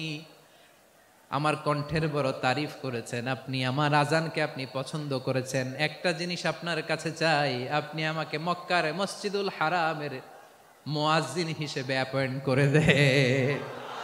বিষ্ণু ইসলাম বললেন, যাও আবু মাহজুরা, আমি তোমাকে পৃথিবীর শ্রেষ্ঠতম মসজিদ মক্কার মসজিদুল হারামের মুয়াজ্জিন হিসেবে অ্যাপয়েন্ট করে দিলাম। দেখছেন কিভাবে ট্যালেন্ট হান্টিং করতে হয়, কিভাবে হিউম্যান রিসোর্স মানব সম্পদকে ব্যবহার করতে হয়। আসছিল আজানকে ভেঙাইতে, আসছিল কেন? আজানকে ব্যঙ্গ করার জন্য, বিকৃত করার জন্য। আজানকে বিকৃত করতে যে ইসলামের সবচেয়ে শ্রেষ্ঠ মসজিদের মুয়াজ্জিন হয়ে গেল। পড়েন সুবহানাল্লাহ। হযরত আবু মাহজুরা রাদিয়াল্লাহু তাআলা আনহু ওনার এই সুললিত কণ্ঠ ব্যবহার করে মসজিদুল হারামে এত সুন্দর করে আল্লাহু আকবার বলে আজান দিতেন, মানুষগুলোর, মুসল্লিগুলোর, মক্কাবাসীর হৃদয়কে তিনি বিগলিত করে দিতেন। মানুষের হৃদয়কে ঠান্ডা হয়ে যেত। শুধু এখানেই শেষ না আমার যশোরের ভাইয়েরা। বিশ্বনবী যখন সাইয়েদনা আবু মাহজুরা রাদিয়াল্লাহু তাআলা আনহুকে আজান শিখাচ্ছিলেন, বলেন তো বিশ্বনবীর হাতটা কোথায় ছিল? আবু মাহজুরার মাথার সামনে, এই চুলের উপরে ছিল। আবু মাহজুরা ওই স্মৃতিটাকে ধারণ করবার জন্য, ওই স্মৃতিকে বহন করার জন্য বিশ্বনবীর মোবারক হাত আবু মাহজুরার কপালের চুলের যেই জায়গায় লেগেছে, মৃত্যুর আগের দিন পর্যন্ত আবু মাহজুরা মাথার ওই চুলে কোনোদিন ছুরি আর কামার লাগায় নাই, সেখানে কেচি লাগায় নাই, চুলের মধ্যে খুর লাগায় নাই। আবু মাহজুরা ডান দিকের চুল কাটতো, বাম দিকের চুল কাটতো, পেছনের চুল কাটতো, সামনের চুল কাটতো না। আবু মাহজুরা রাদিয়াল্লাহু তাআলা আনহুর সামনের চুলগুলো বড় হতে হতে যখন এত বড় হয়ে যায়, তিনি চুলগুলো পেঁচিয়ে মাথার মধ্যে রাখতেন। তারপরে তিনি পাগড়ি পরতেন। সবাই জিজ্ঞেস করতো, আবু মাহজুরা এটা আবার কেমন স্টাইল? দেখতে তোমারে কি বিদঘুটে লাগে, কেমন অড লাগে, কেমন খারাপ দেখা যায়। মক্কায় এমন কোন মানুষ তো দেখি নাই, ডানে চুল কাটে, বায়ে চুল কাটে, পেছনে চুল কাটে, সামনে কাটে না। ওরে আবু মাহজুরা, কেমন দেখা যায় তোমারে, তুমি সামনের চুল কাটো না কেন? আবু মাহজুরা বলে, আমি হাঁটু গেড়ে পেয়ারা নবীর সামনে বসেছিলাম, আমার এই মাথার চুলের মধ্যে মুবারক হাত লাগিয়ে বিশ্বনবী নিজে আমাকে আজানের প্রতিটা বাক্য শিক্ষা দিয়েছেন। বিশ্বনবীর মোবারক হাত, পবিত্র হাত আমার মাথার চুলের যেই জায়গায় লেগেছে, আমি চাই ওই চুলগুলা নিয়ে আমি আমার কবরের ভিতরে যাব। সাইয়েদনা আবু মাহজুরা রাদিয়াল্লাহু তাআলা আনহু ইন্তেকালের আগের পর্যন্ত মাথার সামনের চুলগুলা কাটে নাই। মাথার সামনের চুল তিনি কাটেন নাই। সুবহানাল্লাহি বিহামদি। কেমন ভালোবাসতেন বিশ্বনবী সাহাবীদেরকে, সাহাবারা কেমন ভালোবাসতেন বিশ্বনবীকে। সামনের চুলগুলো বড় হতে হতে এত বড় ছিল, পেঁচিয়ে রেখে পাগড়ি পরতেন, কাটতেন না। নবীর হাত লেগেছিল। সুবহানাল্লাহ পড়েন। তাহলে what is the lesson, moral of the story কি? মোরাল অফ দ্য স্টোরি হচ্ছে, আসছিল আজানকে ব্যঙ্গ করার জন্য, বিকৃত করার জন্য, হয়ে গেল মসজিদুল হারামের মুয়াজ্জিন। দেখেন বিশ্বনবী একটা খারাপ সিচুয়েশনের মধ্যে থেকে কি ভালো জিনিস বের করে আনলেন। আমি যে শুরুতে বলেছি কিভাবে তিনি হিউম্যান রিসোর্সকে ডেভেলপ করেছেন, ম্যানেজ করেছেন। তিনি যে চৌকস ট্যালেন্ট হান্টার ছিল, দেখেন সবার মধ্যে থেকে এর বাছাই করে মুয়াজ্জিন বানাই দিয়েছেন। সুবহানাল্লাহ পড়েন। তার মানে এই না সবাইরে ধরে ধরে উনি মুয়াজ্জিন বানাইছেন। যার যেই ট্যালেন্ট আছে তাকে ওই কাজে অ্যাসাইন করেছেন। যার যেই প্রতিভা আছে তার প্রতিভাকে ইসলামের কাজে লাগিয়েছেন। সুবহানাল্লাহ পড়েন। যায়েদ বিন সাবেত রাদিয়াল্লাহু তাআলা আনহু নাম শুনেছেন? যশোর কথা বেরোয় না। যদি জিগায় সালমান খানের নাম শুনছেন, সবাই হাত তুলবে, জি হুজুর শুনছি, মানে সব দেখা শেষ। সালমান খান, আমির খান, অমুক খান, সব খান মুখস্থ, কিন্তু যায়েদ বিন সাবেতের নাম মুখস্থ নাই মুসলমানদের। যেই সাহাবী মাথার সামনের চুল কাটে নাই, মসজিদুল হারামের মুয়াজ্জিন বানাইছেন বিশ্বনবী, ওই সাহাবীর নাম কি? খায়া ফেলাইস, স্লোগানের সাথে খায়া ফেলাইস। আবু মাহজুরা। কি নাম? আবু মাহজুরা আল জুমাহি রাদিয়াল্লাহু তাআলা আনহু। এই নামটা আজকে নিয়ে যাইতে হবে যশোর। আবু মাহজুরা রাদিয়াল্লাহু তাআলা আনহু। 2 নম্বরে বলছিলাম যায়েদ বিন সাবেত রাদিয়াল্লাহু তাআলা আনহু। বিশ্বনবী দেখলেন মদিনার এই আনসারী সাহাবী হাইলি ট্যালেন্টেড, ইন্টেলেকচুয়াল, মেরিটোরিয়াস, জ্ঞানের প্রতি তার আকর্ষণ, মারাত্মক আকর্ষণ। বিশ্বনবী তাকে দায়িত্ব দিলেন, কোরআন যা নাজিল হয় তুমি লিখো, কাতিবুল ওয়াহি বানায় দিলেন। সুবহানাল্লাহ। যায়েদ বিন সাবেতরে আবার আজান শিখান নাই, কারণ তার মধ্যে বিশ্বনবী প্রতিভা দেখেছেন, একাডেমিক প্রতিভা, বিশ্বনবীর একাডেমিক প্রজেক্টগুলো তিনি হ্যান্ডেল করতেন। যায়েদ বিন সাবিত ছিল বিশ্বনবীর ব্যক্তিগত সচিব। কি ছিল? ব্যক্তিগত সচিব, বোঝেন নাই? বিশ্বনবীর ব্যক্তিগত সচিব এবং দোভাষী। ইহুদিরা কিছু লিখে দিলে এটার অর্থ বিশ্বনবীরে বুঝায় দিতেন, আবার ইহুদিদের কাছে কিছু লিখতে হলে তিনি লিখে দিতেন। বিশ্বনবী একদিন বললেন, ইন্নী ওয়াল্লাহি মা আমানু ইয়াহুদা আলা কিতাব। ইহুদিরা যে চিঠি পাঠায় অর্থ তো বুঝি না, আরেক ইহুদি আইনে অর্থ করা লাগে। আবার ইহুদিদের কাছে কিছু লিখে পাঠাইতে চাইলে আমরা তো লিখতে পারি না, ইহুদিরে দিয়ে লেখা লাগে। ওরা যে পয়রা শোনায় লিখে দেয়, আমি ওদের বিশ্বাস করি না, আমার নিজের একজন লোক দরকার। বিশ্বনবী এই যায়েদ বিন সাবিতকে চুজ করলেন ল্যাঙ্গুয়েজের জন্য। উনি বললেন, যায়েদ, তোমার সফট স্কিলকে ডেভেলপ করতে হবে, তুমি হিব্রু ল্যাঙ্গুয়েজ শিখে ফেলো। যায়েদ বিন সাবিত বলল, বিশ্বনবীর মোটিভেশন আর ইন্সপিরেশন পেয়ে আমি 15 দিনে ইহুদিদের এই হিব্রু ল্যাঙ্গুয়েজ শিখে ফেললাম। শুধু শিখে ফেললাম না, হাত্তা হাদিকতু, even I became master in the language. এই ভাষা আমি পারদর্শী হয়ে গেলাম। এরপরে ইহুদিরা চিঠি লিখে পাঠালে আর কোনো ইহুদি ডাকা লাগতো না, আমি নবীর এটার অর্থ শুনে পরে বুঝাই দিতাম। আবার ইহুদিদের কাছে চিঠি লেখা লাগলে আমি যায়েদ বিন সাবিত চিঠি লিখে দিতাম। সুবহানাল্লাহ। দেখেন, এত সাহাবীর মধ্য থেকে বিশ্বনবীর একাডেমিক প্রজেক্ট, ব্যক্তিগত সচিব, দোভাষী হিসেবে তিনি যায়েদ বিন সাবিতের মতো তরুণকে নির্বাচিত করেছেন। কেমন ট্যালেন্ট হান্টার ছিল আমার নবী! সুবহানাল্লাহ পড়বেন না? বিশ্বনবীর ইন্তেকালের পরে সাইয়েদনা আবু বকর রাদিয়াল্লাহু তাআলা আনহু যখন খলিফা হয়ে আসলেন, কোরআনকে সংকলনের দায়িত্ব দেয়া লাগবে, কোন সাহাবীকে দিবেন? সব সাহাবারা মিলে পরামর্শ করলেন। সাইয়েদনা আবু বকর, ওমর সবাই মিলে এই বিশাল কোরআন সংকলনের গুরু দায়িত্ব বিশ্বনবীর ব্যক্তিগত সচিব, বিশ্বনবীর দোভাষী, বিশ্বনবীর সিলেক্ট করাই লোক যায়েদ ইবনে সাবিত রাদিয়াল্লাহু তাআলা আনহুকে দিয়েছে। কোরআনের কপি তো আজকে এখানে রাখে নাই। এই যে আজকের যে কোরআন পড়েন, এটা আগে এরকম ছিল না। কোরআন নাজিল হলে সাহাবারা চামড়ার, ওটের চামড়ায় লিখে ফেলতো, ওটের চ্যাপ্টা হাড্ডির মধ্যে লিখে ফেলতো, গাছের গুড়ির মধ্যে লিখে ফেলতো, বিভিন্ন জনের কাছে ছড়ানো ছিটানো ছিল। আবু বকর রাদিয়াল্লাহু তাআলা আনহু একসাথে করলেন, পরবর্তীতে উসমান রাদিয়াল্লাহু তাআলা আনহু একসাথে করলেন 114 সূরার। এখন এই মুসহাফ, এই কম্পাইলেশন, এই কপি আমরা পেয়েছি, যার হিউজ কন্ট্রিবিউশন ছিল। এই পুরো কোরআন কম্পাইলেশনের প্রজেক্ট ম্যানেজার ছিল যায়েদ বিন সাবিত রাদিয়াল্লাহু তাআলা। কোরআন কম্পাইলেশনের প্রজেক্ট ম্যানেজার। দেখেন, উনারে মাথায় হাত দিয়ে আজান শিখায় নাই। সুবহানাল্লাহ কইবেন না? তাহলে প্রথম সাহাবী আবু মাহজুরাকে মুয়াজ্জিন বানাইলেন, যায়েদ বিন সাবিতকে ব্যক্তিগত সচিব আর দোভাষী বানালেন, মুসআব ইবনে উমাইর রাদিয়াল্লাহু তাআলা আনহুকে ইসলামের প্রথম অ্যাম্বাসেডর বানালেন।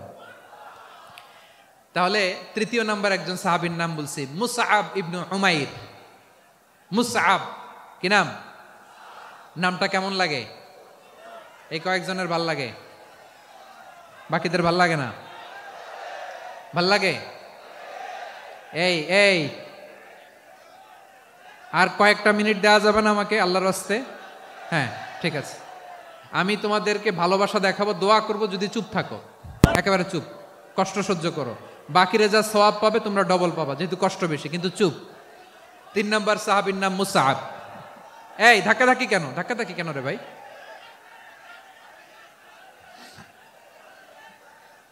না, এরকম হইলে আসবো না যশোর, আমি আর আসবো না।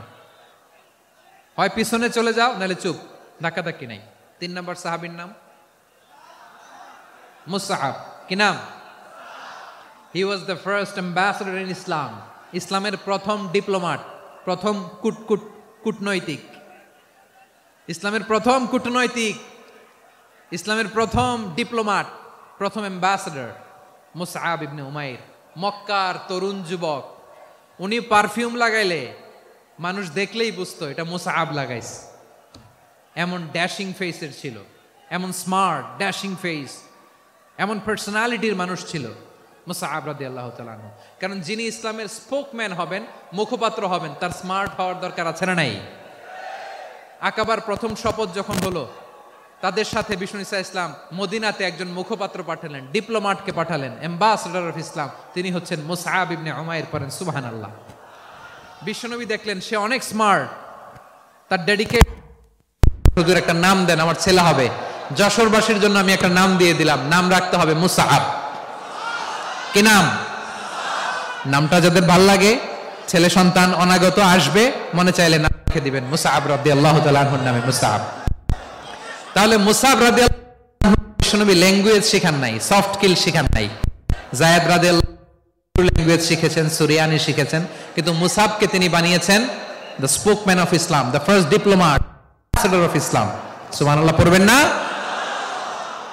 আব্দুল্লাহ নবীর কাজিন, চাচাতো ভাই। আবার মাইমুনা রাদিয়াল্লাহু তাআলা আনহু, মাইমুনা নবীর স্ত্রী, তিনি ছিলেন আব্দুল্লাহর আপন খালা। তো নবীর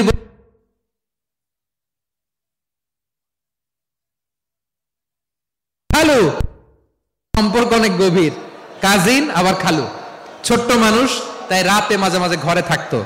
বিশ্বনবী দেখলেন আব্দুল্লাহ যেহেতু আমার ঘরে ঢুকতে পারে, আব্দুল্লাহরে এই উম্মতের বড় শিক্ষাবিদ বানাইতে হবে। কথা বোঝে নাই? আব্দুল্লাহকে কি বানাইতে হবে? শিক্ষাবিদ, এডুকেটর অফ দিস উম্মাহ, এই উম্মার শিক্ষাবিদ বানাইতে হবে। তাই আব্দুল্লাহ ইবনে আব্বাসকে বিশ্বনবী হাতে কলমে শিক্ষা দিয়েছেন। আহারে, আর এরপরে যে কি ভাষা আসবে তোমাদের জন্য আমার মুখ থেকে আমি নিজেও জানি না, আমি নিজেও জানি না। 1 ঘন্টা যাবত ধাক্কা ধাক্কি মারামারি। তো আসতে বলছে কে তোমাকে? পেছনে চলে যাও, জায়গা না পেলে। পুরো প্রোগ্রামটাই নষ্ট করে দিল।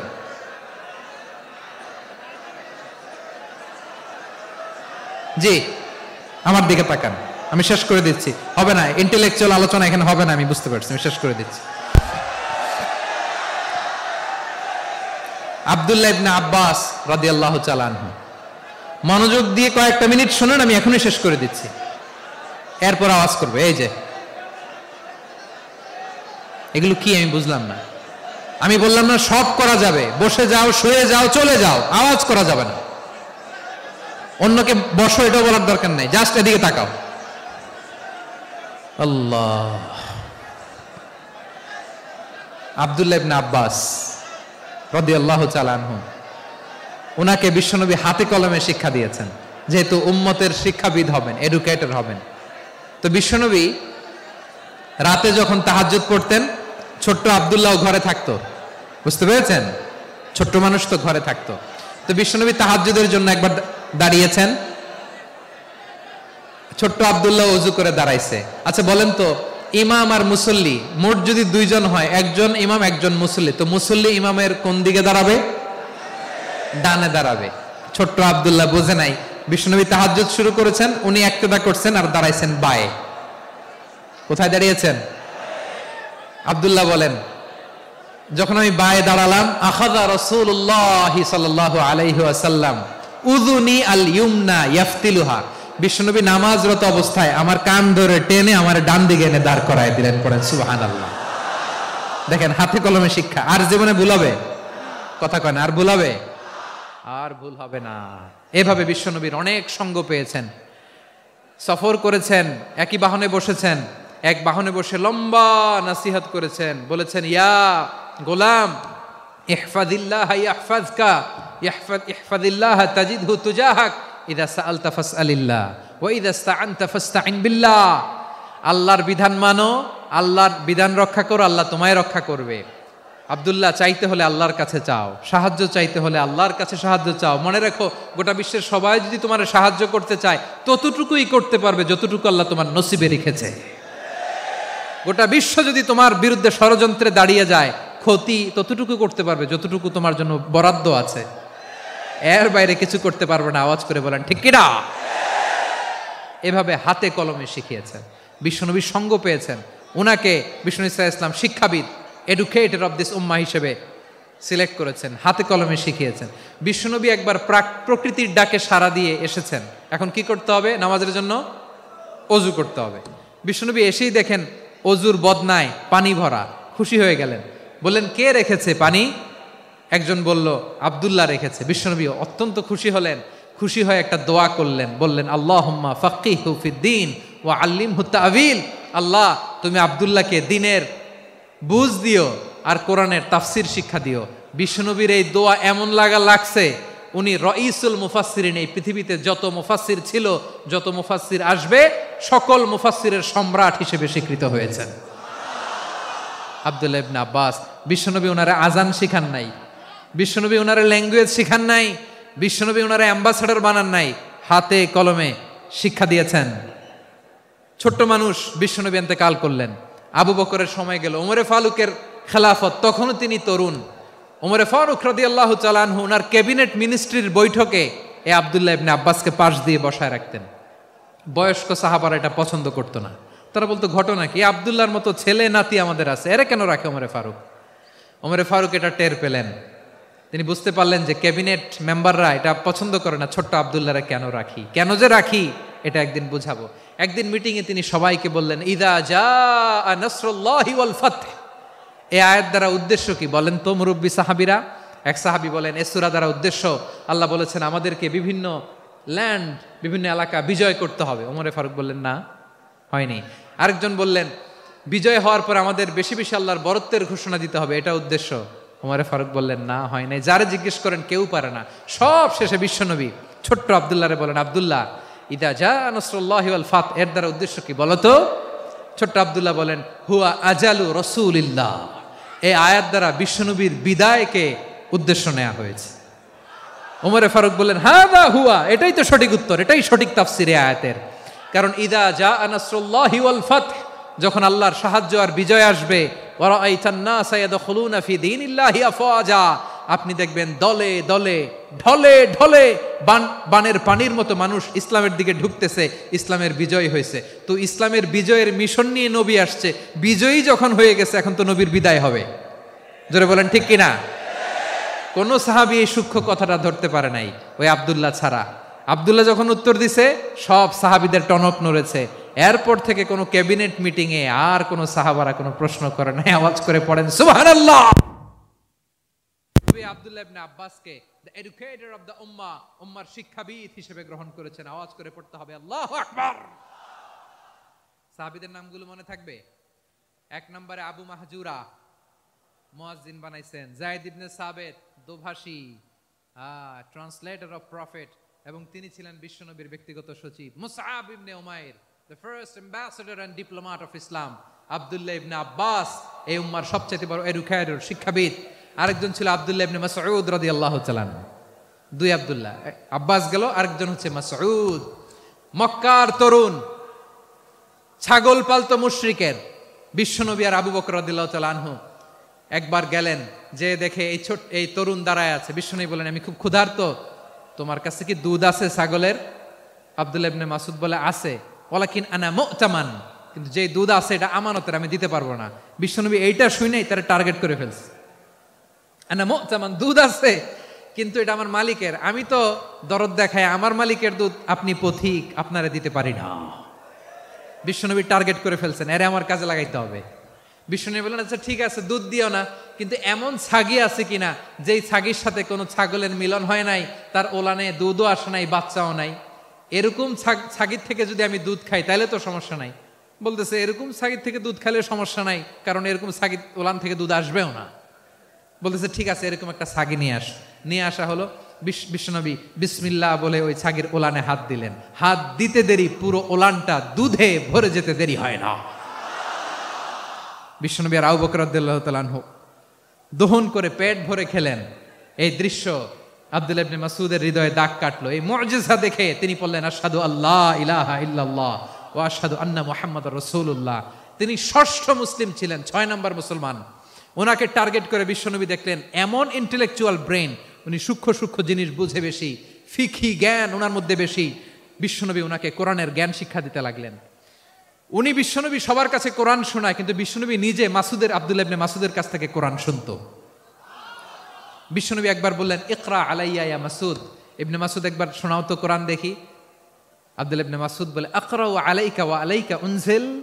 নবী, আপনার উপর কোরআন নাজিল হয় আর আমি আপনার সামনে কোরআন পড়ব। বিশ্বনবী বললেন, ইন্নী উহিব্বু আন আসমাআহু মিন গায়রি। আমি নিজে পড়তে যেমনি ভালোবাসি, অন্যে পড়ুক আমি শুনবো, এটাও আমি ভালোবাসি। সূরা নিসা তিনি তেলাওয়াত করে শুনিয়েছেন। এমন সূক্ষ্ম সূক্ষ্ম বিষয় বিশ্বনবী উনাকে ধরিয়ে দিয়েছেন, উনি হয়ে গিয়েছেন আব্দুল্লাহ ইবনে আব্বাস হয়েছেন রাইসুল মুফাসসিরিন, উনি হয়ে গিয়েছেন ফাকিহুল উম্মাহ। ওনার চাইতে বড় ফকি এই পৃথিবী আর দেখবে না, চিল্লায় বলেন সুবহানাল্লাহ। উনি বলতেন ওয়াল্লাহ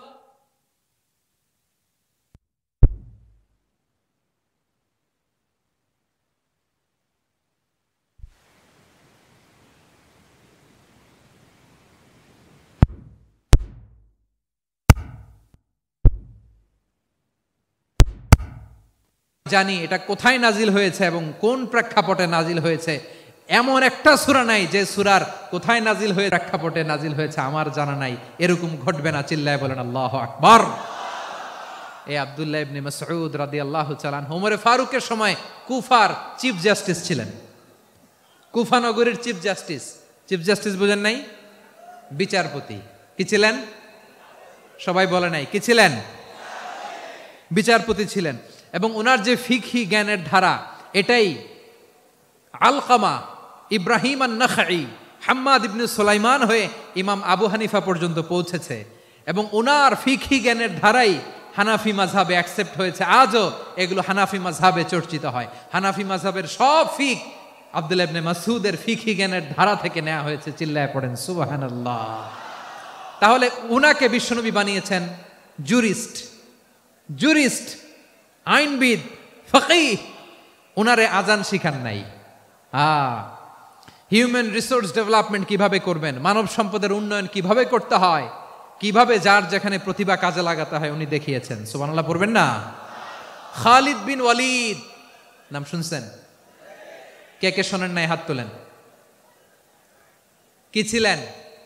বীর যোদ্ধা, বীর যোদ্ধা ছিলেন খালিদ বিন ওয়ালিদ। কিন্তু তিনি ইসলাম ধর্ম গ্রহণ করেছেন অনেক দেরিতে, 8ম হিজরিতে। তার মানে 8ম হিজরির আগে উনি মুশরিকদের পক্ষে লড়াই করেছেন। ওনার হাতে কত মুসলিম সাহাবী যে নিহত হয়েছে হিসাব নাই।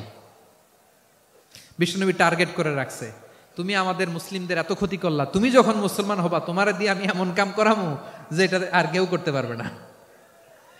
সুবহানাল্লাহ নাই? যশোর ক্লান্ত হয়ে গেছে।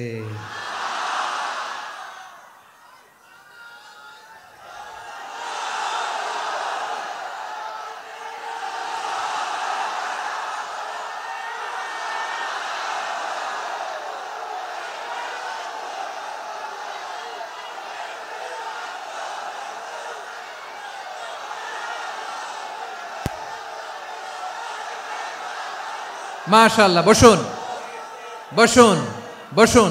খালিদ বিন ওয়ালিদ রাদিয়াল্লাহু তাআলা আনহু 8ম হিজরিতে মুসলিম হয়েছেন, মক্কা বিজয়ের আগে। তো মক্কা বিজয়ের আগে যখন মুসলিম হয়েছেন, এর আগে কি করছেন? কাফিরদের সাথে যুদ্ধ করেছেন। উনি উহুদের যুদ্ধে মুসলমানদের যে পরাজয় ভাব, কঠিন পরিস্থিতির মুখোমুখি উনার কারণে পেছন থেকে এমন আতর্কিত আক্রমণ করেছেন, মুসলমানদেরকে কচুকাটা করেছেন। 8ম হিজরিতে আল্লাহ তাআলা হেদায়েতের নূর দিয়ে ওনার হৃদয়টাকে উজালা করে দিলেন। লা ইলাহা এটা এমন বাণী যার হৃদয়ে একবার টাচ খাবে, এইটা থেকে সে আর পালিয়ে বেড়াতে পারে। ঝিনুকের ভেতর লুকিয়ে থাকে যেমন মতি, ঝিনুকের ভেতর লুকিয়ে থাকে যেমন মতি, কলমা শাহাদাতে আছে আল্লাহর জ্যোতি, কলমা শাহাদাতে আছে আল্লাহর জ্যোতি। ঠিক কিনা বলেন?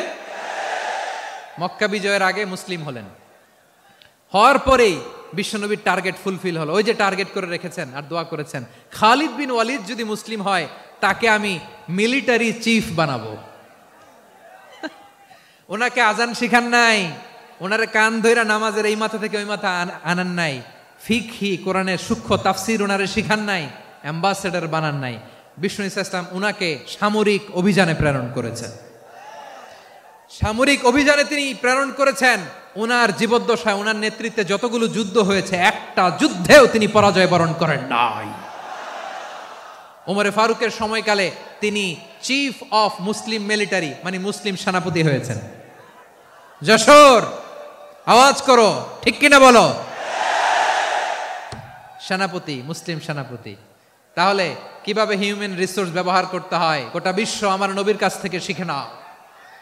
খালিদ বিন ওয়ালিদ, ওনাকে বিশ্বনবী একটা উপাধি দিয়েছেন। উপাধিটা হচ্ছে সাইফুল্লাহিল মাসলুল, আল্লাহর নাঙ্গা তরবারি, আল্লাহর খোলা তরবারি, দ্য ওপেন সোর্ড অফ আল্লাহ। খালিদ বিন ওয়ালিদ মুসলিম সেনাপতি। হাসান বিন সাবেত নাম শুনছেন? দেখি উনি কি ছিল বলেন। রাসূলের সভা কবি, কালচারাল হিজিমনিকে ডিফিট করার জন্য। উনি ভালো অস্ত্র চালানো জানতেন না, ওই কাজে উনি যেতেন না। ওনার ছিল কাব্য প্রতিভা। কাব্য প্রতিভা, কাফিররা কবিতা দিয়ে নবীকে গালি দিত। বিশ্বনবী বলতেন, ইয়া হাসান আজিব আন রাসূলিল্লাহ, তুমি নবীর হয়ে কাফেরদের এই কথাগুলোর জবাব দাও। বিশ্বনবীর একটা মিম্বার ছিল, বিশ্বনবীর মিম্বারের পাশাপাশি মসজিদে নববীতে এই হাসান বিন সাবেতের জন্য বিশ্বনবী একটা স্পেশাল মিম্বার বানিয়ে দিয়েছেন। এখান থেকে তুমি জবাব দাও। এবং বিশ্বনবী বলেছেন, আল্লাহুম্মা আইয়িদহু বিরূহিল কুদুস। আল্লাহ, হাসান আমার পক্ষে জবাব দেয়, তুমি জিব্রাইল মারফত তাকে সাহায্য পাঠাইয়া দিও। রাসূল সাল্লাল্লাহু আলাইহি ওয়াসাল্লামের সভা কবি, the poet of the prophet, নবীর কবি। উনি কবিতা দিয়ে, এমন উচ্চাঙ্গের ভাষায় কবিতা দিয়ে তিনি জবাব দিতেন, কাফিরদের গা শিহরে যেত, তাদের হৃদয়ে আগুন ধরে যেত। তাহলে এরকম কবিরও দরকার আছে না নাই? এখন যাকে আল্লাহ দিছে কাব্য প্রতিভা, এরা যদি আপনি যুদ্ধের ময়দানে পাঠান হবে? যারে দিছে সুরেলা গলা, এরা যদি অ্যাম্বাসেডর বানান হবে না। হাসান বিন সাবেত ছিলেন বিশ্বনবী সাল্লাল্লাহু আলাইহি ওয়াসাল্লামের কবি। হুযায়ফা ইবনুল ইয়ামান বিশ্বনবীর গোয়েন্দা বিভাগের প্রধান। কিসের প্রধান? হুযায়ফা ইবনুল ইয়ামান। ওনার ছিল ডিটেকটিভ মাইন্ড, ডিটেকটিভ মাইন্ড, গোয়েন্দা বিভাগের প্রধান। এবং উনি হচ্ছেন সাহিবু সিররি রাসূলিল্লাহ, রাসূল সাল্লাল্লাহু আলাইহি ওয়াসাল্লামের গোপন তথ্যের ধারক বাহক। নবীর যেই কথা কেউ জানে না, সব হুযায়ফার পেটের ভিতরে ছিল। সুবহানাল্লাহ পড়েন। মদিনার যত ইহুদিদের একটা লিস্ট ছিল, এই লিস্ট শুধু দুইজন জানতো, বিশ্বনবী আর হুযায়ফা। সুবহানাল্লাহ পড়বেন না? তাহলে উনাকে কোন দায়িত্ব দিছে? কোন বিভাগ? যশোর, আওয়াজ করো, কোন বিভাগ? গোয়েন্দা বিভাগের হেড ছিল। খন্দকের যুদ্ধে প্রচন্ড আজকের মতো শৈত্য প্রবাহ, মাটি খনন করতে করতে সাহাবীদের পেটে ক্ষুধা নাই, দাঁড়াইতে পারে না নামাজের জন্য, এত ক্লান্ত, ক্ষুধা, ক্লান্ত, শ্রান্ত। বিশ্বনবী বললেন, কে আছো? এই কঠিন শীত, এই ভয় আর ক্ষুধার মধ্যেও খন্দকের পরীক্ষার টপকে শত্রু শিবিরে যে আমাকে তথ্য দিবা, কে আছো? কারো গায়ে শক্তিই নাই যে দাঁড়াবে, কেউ দাঁড়ায় না। বিশ্বনবী তখন নিজে হুযায়ফাকে ডাক দিলেন, হুযায়ফা, যে আমাকে আজকে শত্রু শিবিরের তথ্য এনে দিবে, সে জান্নাতে আমার মোরাফাকা, আমার সঙ্গী হবে। হুযায়ফা রাদিয়াল্লাহু ইবনুল ইয়ামান জীবনের ঝুঁকি নিয়ে এই ক্ষুধা, শৈত্য প্রবাহ, কোল্ড ওয়েভসকে উপেক্ষা করে পরীক্ষা টপকে শত্রু শিবিরে যে সবার কথাগুলো চুপে চুপে শুনে বিশ্বনবীর দরবারে এসে গোয়েন্দাদের মতো তথ্য সরবরাহ করেছে। বিশ্বনবীর গোয়েন্দা বিভাগের প্রধান হুযায়ফা ইবনুল ইয়ামান ইন্টেলিজেন্স বিভাগ চালাতেন। মুনাফিকদের নাম ওনার কাছে ছিল। মুআয ইবনে জাবাল মদিনা রাষ্ট্রের সবচেয়ে সিনিয়র আমলা ছিলেন। আমলাতন্ত্র চিনেন তো? প্রশাসনিক কাজ যারা চালায়, অ্যাডমিনিস্ট্রেশন বুঝেন না? The department of administration. মদিনার রাষ্ট্রের সিনিয়র আমলা মুআয ইবনে জাবাল মুতাখাসসিসুন ফিল হালাল ওয়াল হারাম, হালাল হারামের স্পেশালিস্ট ছিলেন। বিশ্বনবী উনাকে ইয়ামানের গভর্নর করে পাঠাইছেন। বলেছেন, ইন্নাকা তা'তি কওমান আহলা কিতাব, এমন গোষ্ঠীর কাছে যাবা এরা ইহুদি নাসারা, আগে শাহাদা পড়লে এরপরে নামাজের দাওয়াত দিও, নামাজ পড়লে যাকাতের দাওয়াত দিও। গভর্নরের অ্যাটিটিউড যেমন থাকে তেমন অ্যাটিটিউড ধরে রেখো। সুবহানাল্লাহ পড়েন। তাহলে মুআয ইবনে জাবালকে দিয়ে বিশ্বনবী কবিতা লেখায় নাই, চিঠি লেখায় নাই, আজান দেওয়ায় নাই। সুবহানাল্লাহ পড়বেন না? সব শেষ সাহাবী বলি আবু হুরায়রা রাদিয়াল্লাহু তাআলা আনহু। নাম শুনছেন? বিড়ালের বাবা। কি করতেন? খালি হাদিস মুখস্থ করতেন। উনি বলতেন, আলজামু রাসূলুল্লাহ আলা মিল ইবাতনি, আমার শুধু পেটের ক্ষুধার বন্দোবস্ত হইলে আমি নবীর সঙ্গ ছাড়তাম না। আমার আনসার সাহাবারা ক্ষেত খামারের কাজ করত, আমার মুহাজির সাহাবারা ব্যবসা করত, আর আমি নবীর সাথে সাথে থাকতাম। শুধু সকাল বিকাল দুই বেলা যদি আমার খাবারের বন্দোবস্ত হয়, আমি আর নবীর লক ছাড়ি না। সুবহানাল্লাহ কইবেন না? 5374টা হাদিস তিনি বর্ণনা করেছেন। সবচেয়ে বেশি হাদিস বর্ণনাকারী সাহাবী। হাদিস প্রিজার্ভেশনের কাজে বিশ্বনবী ওনাকে কাজে লাগিয়েছেন। উনি একদিন বলেন, ইয়া রাসূলুল্লাহ আসমাউ মিনকা কাসীরান ফালা আহফাজু, নবী অনেক কথা শুনি আমার মনে থাকে না। বিষ্ণু বললেন, তাই? উবসুত রিদাক, তোমার চাদরটা বিছাও। আবু হুরায়রা বিছালেন, বিশ্বনবী হাত বুলায় দিলেন, এরপরে অনেক হাদিস বর্ণনা করলেন। আবু হুরায়রা বলে, তারপর থেকে বিশ্বনবী যাই বর্ণনা করে আমি শুনি আর একটাও বলি না। এখন সুবহানাল্লাহ। বিশ্বনবী ওনাকে হাদিস প্রিজার্ভেশন, নবীর এই যে লক্ষ্য হাদিস প্রিজার্ভেশনের এই দায়িত্ব দিয়েছেন সাইয়েদনা আবু হুরায়রা রাদিয়াল্লাহু তাআলা আনহুকে। প্রিয় ভাইরা, তাহলে 10 জন সাহাবীর কথা যে বললাম, আপনারা কি খেয়াল করেছেন কত বড় ট্যালেন্ট হান্টার, চৌকস ট্যালেন্ট হান্টার ছিল আমার নবী। এক একজনের এক এক ট্যালেন্ট এক এক কাজে অ্যাসাইন করেছেন, এক একজনকে এক এক দায়িত্ব দিয়েছেন, এক একজনের প্রতিভাকে এক একভাবে বিকশিত হওয়ার সুযোগ দিয়েছেন। আওয়াজ করে বলেন ঠিক কি না? এখন আমার পর্দার আড়ালে আমার মায়েরা বলবে, এতগুলো পুরুষ সাহাবীর কথা বললো, নারী সাহাবীরা কি কিছু করে নাই? হ্যাঁ, একজন নারী সাহাবীর কথা বলে মোনাজাত হবে, দোয়া ছাড়া কেউ যাব না। রুফাইদা আল আসলামিয়া রাদিয়াল্লাহু তাআলা আনহা, ওনার বাবার নাম সাআদ আল আসলামি। বিশ্বনবী কি খেয়াল করলেন দেখেন, সাআদ ছিল মদিনার বড় ডাক্তার। এই নারী সাহাবী রুফাইদা বাবার কাছ থেকে চিকিৎসা বিদ্যা শিখেছেন। যখন শিখছে, বিশ্বনবী দেখলেন আমার তো প্রতি সপ্তাহে সপ্তাহে যুদ্ধে আহত সাহাবীদের সেবা দিবে কে? বিশ্বনবী রুফাইদাকে বললেন, রুফাইদা তুমি মসজিদে নববীর পাশে একটা মেডিকেল ক্যাম্প করো। এই যে সাকিনা আদ্দিন মেডিকেলের আমার ছাত্রী বন্ধুরা, শুনে রাখো, তোমাদের আইকন হচ্ছে এই রুফাইদা আল আসলামিয়া। বিশ্বনবীর ডিরেকশন অনুযায়ী তিনি মসজিদে নববীর পাশে একটা মেডিকেল ক্যাম্প করলেন এবং আহত সাহাবাদের চিকিৎসা উনি ওনার টিম নিয়ে দিতেন। বিশ্বনবীর পরামর্শে উনি আনসারি এবং মুহাজির মহিলা সাহাবীদেরকে নিয়ে একটা স্পেশাল মেডিকেল টিম গঠন করলেন।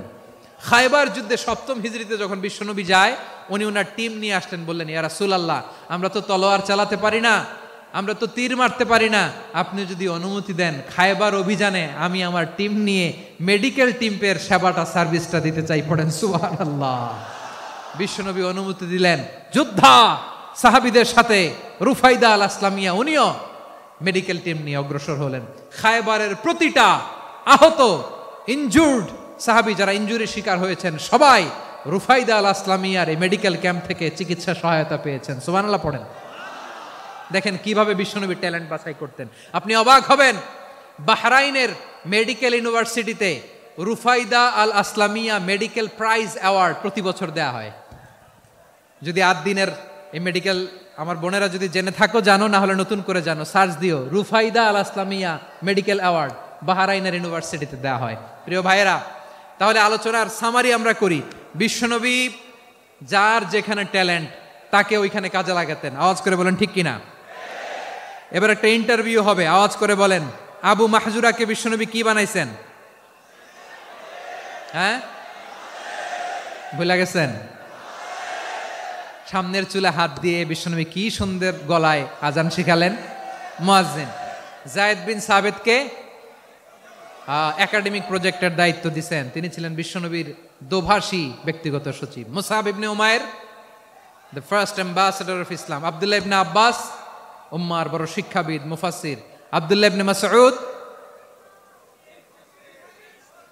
ইবনে মাসউদ ছিলেন জুরিস্ট।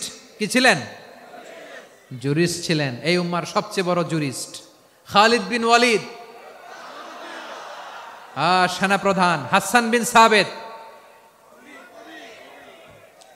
সাবিত ছিলেন বিশ্বনবীর সভাকবি। কি ছিলেন? বিশ্বনবীর সভাকবি ছিলেন। এরপরে হুযায়ফা ইবনুল ইয়ামান কি ছিলেন?